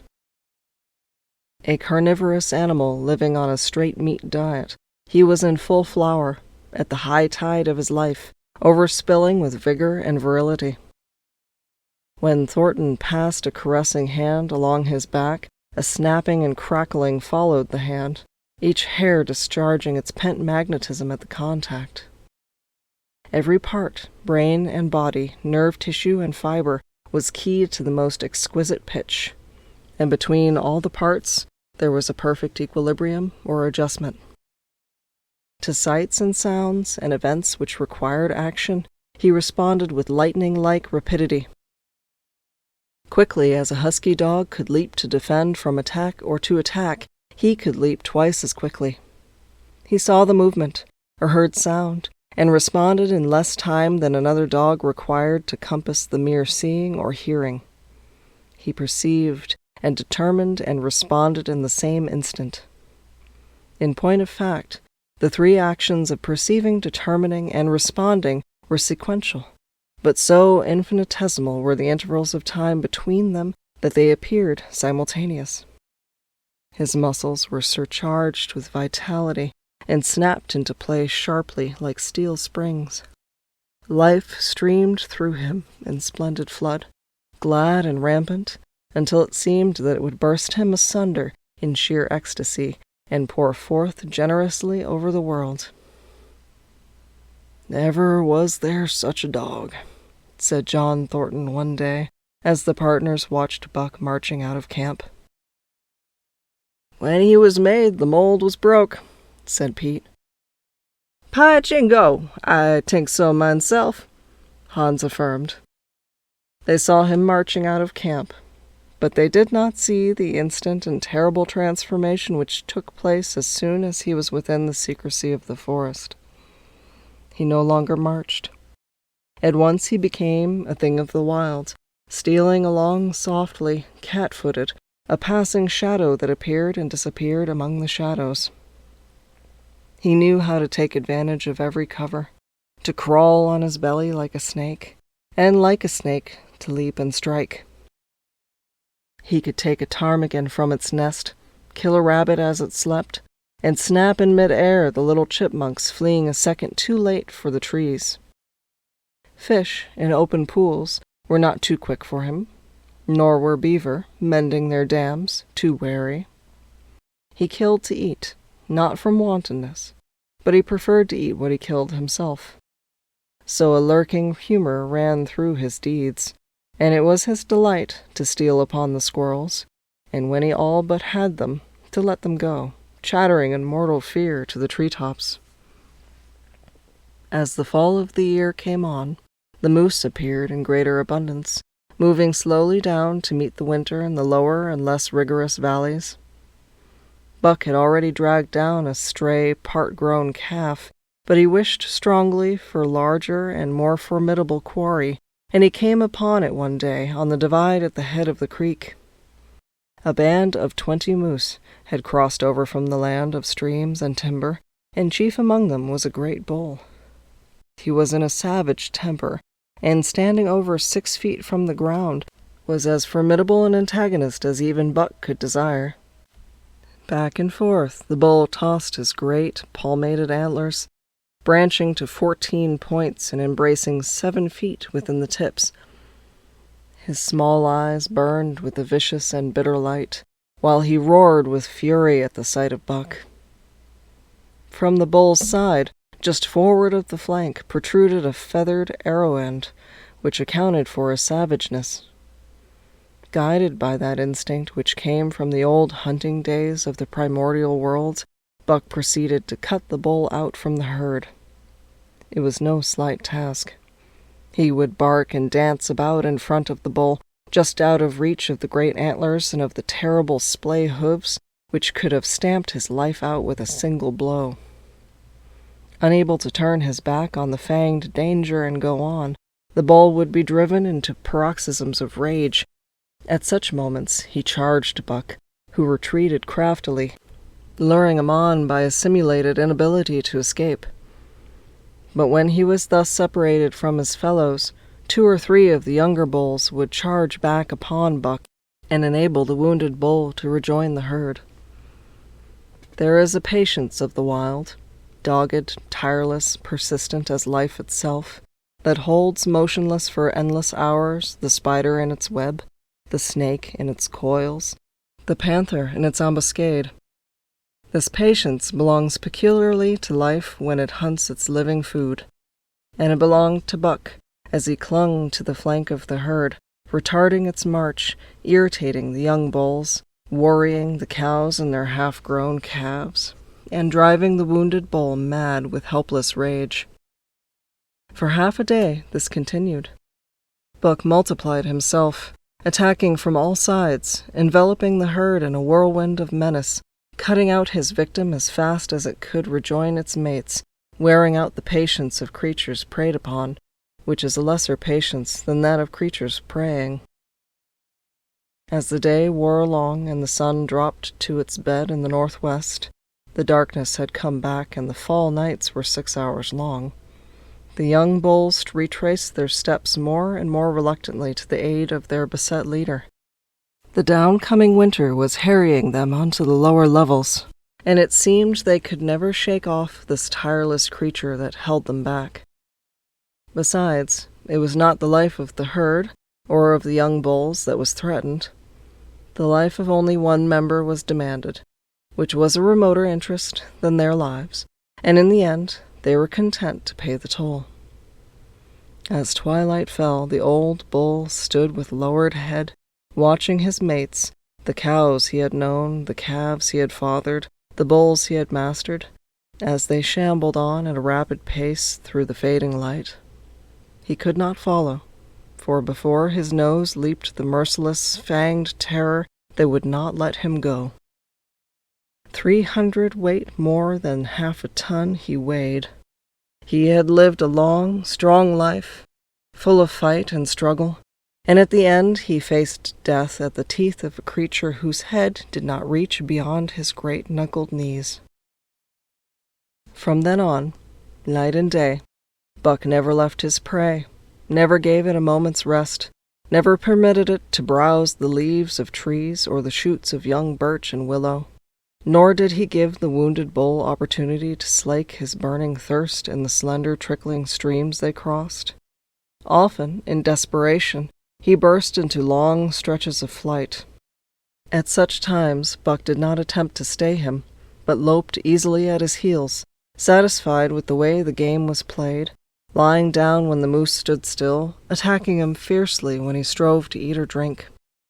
The great head drooped more and more under its tree of horns, and the shambling trot grew weaker and weaker. He took to standing for long periods, with nose to the ground and dejected ears dropped limply, and Buck found more time in which to get water for himself and in which to rest. At such moments, panting with red lolling tongue, and with eyes fixed upon the big bull, it appeared to Buck that a change was coming over the face of things. He could feel a new stir in the land. As the moose were coming into the land, other kinds of life were coming in. Forest and stream and air seemed palpitant with their presence.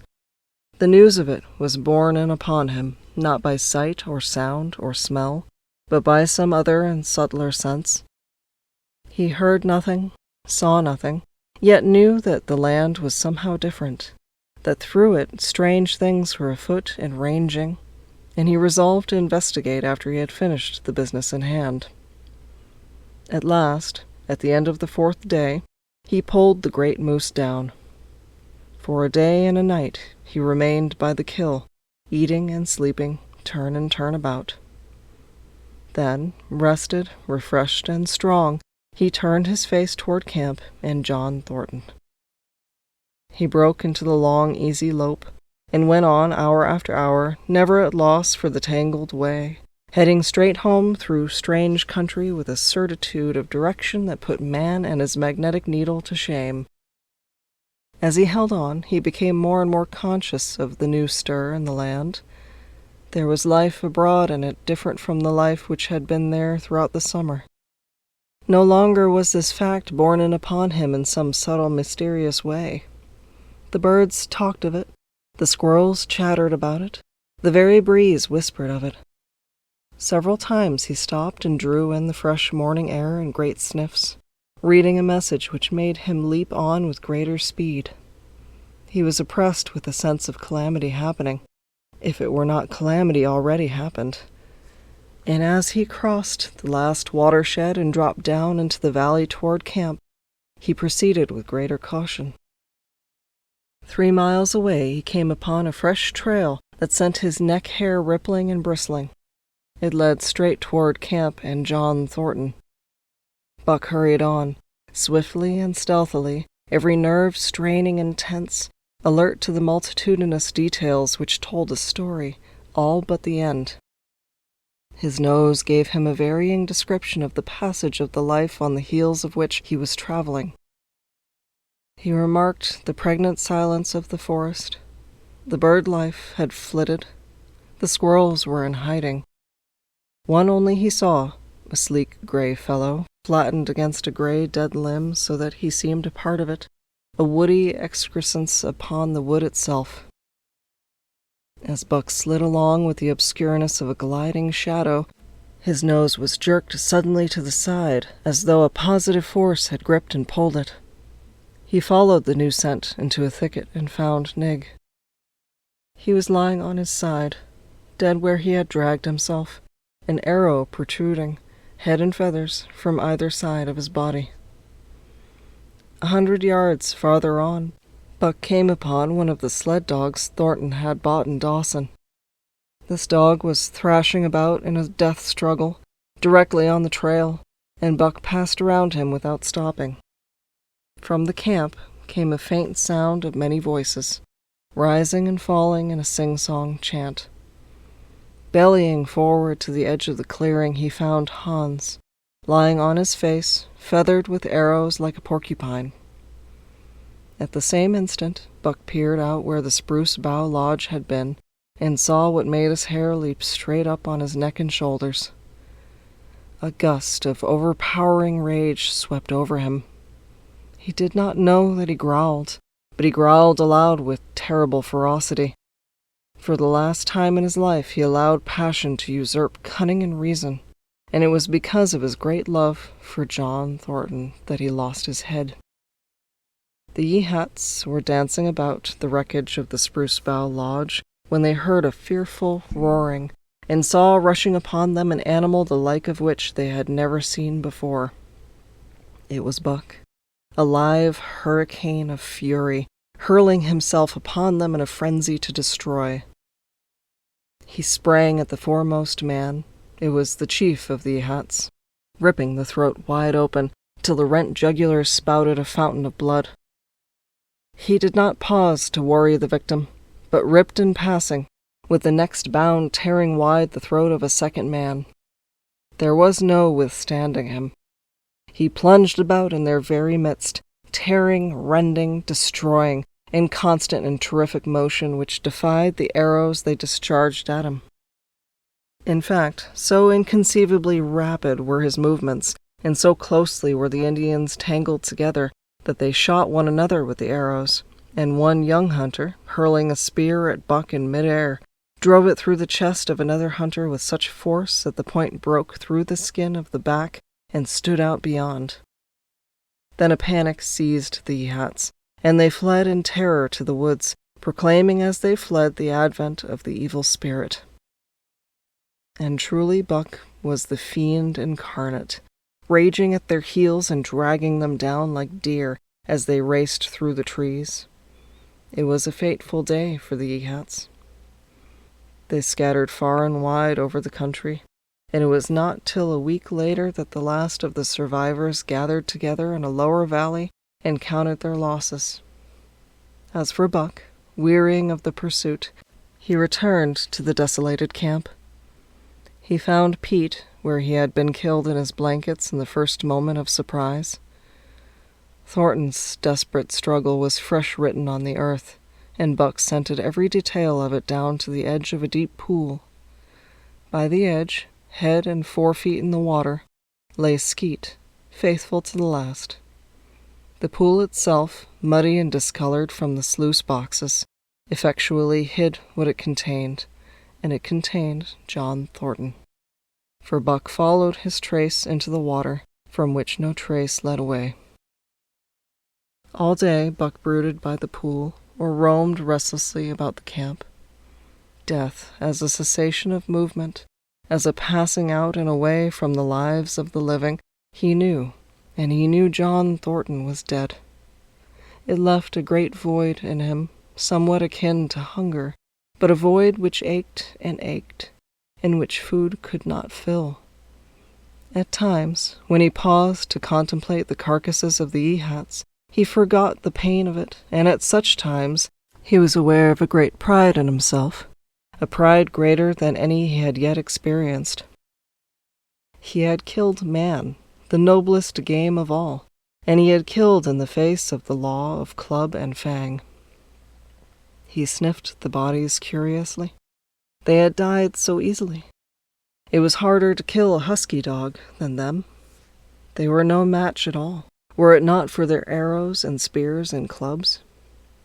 Thenceforward he would be unafraid of them, except when they bore in their hands their arrows, spears, and clubs. Night came on, and a full moon rose high over the trees into the sky, lighting the land till it lay bathed in ghostly day. And with the coming of the night, brooding and mourning by the pool, Buck became alive to a stirring of the new life in the forest, other than that which the Yehats had made, he stood up, listening and scenting. From far away drifted a faint, sharp yelp, followed by a chorus of similar sharp yelps. As the moments passed, the yelps grew closer and louder. Again, Buck knew them as things heard in that other world which persisted in his memory. He walked to the center of the open space and listened. It was the call, the many-noted call, sounding more luringly and compellingly than ever before. And as never before, he was ready to obey. John Thornton was dead. The last tie was broken. Man and the claims of man no longer bound him. Hunting their living meat, as the Yehats were hunting it, on the flanks of the migrating moose, the wolf pack had at last crossed over from the land of streams and timber and invaded Buck's Valley. Into the clearing where the moonlight streamed, they poured in a silvery flood, and at the center of the clearing stood Buck, motionless as a statue, waiting their coming. They were awed, so still and large he stood, and a moment's pause fell, till the boldest one leaped straight for him. Like a flash Buck struck, breaking the neck. Then he stood, without movement as before, the stricken wolf rolling in agony behind him. 3 others tried it in sharp succession, and one after the other they drew back, streaming blood from slashed throats or shoulders. This was sufficient to fling the whole pack forward, pell-mell, crowded together, blocked and confused by its eagerness to pull down the prey. Buck's marvelous quickness and agility stood him in good stead. Pivoting on his hind legs and snapping and gashing, he was everywhere at once, presenting a front which was apparently unbroken, so swiftly did he whirl and guard from side to side. But to prevent them from getting behind him, he was forced back, down past the pool and into the creek bed, till he brought up against a high gravel bank.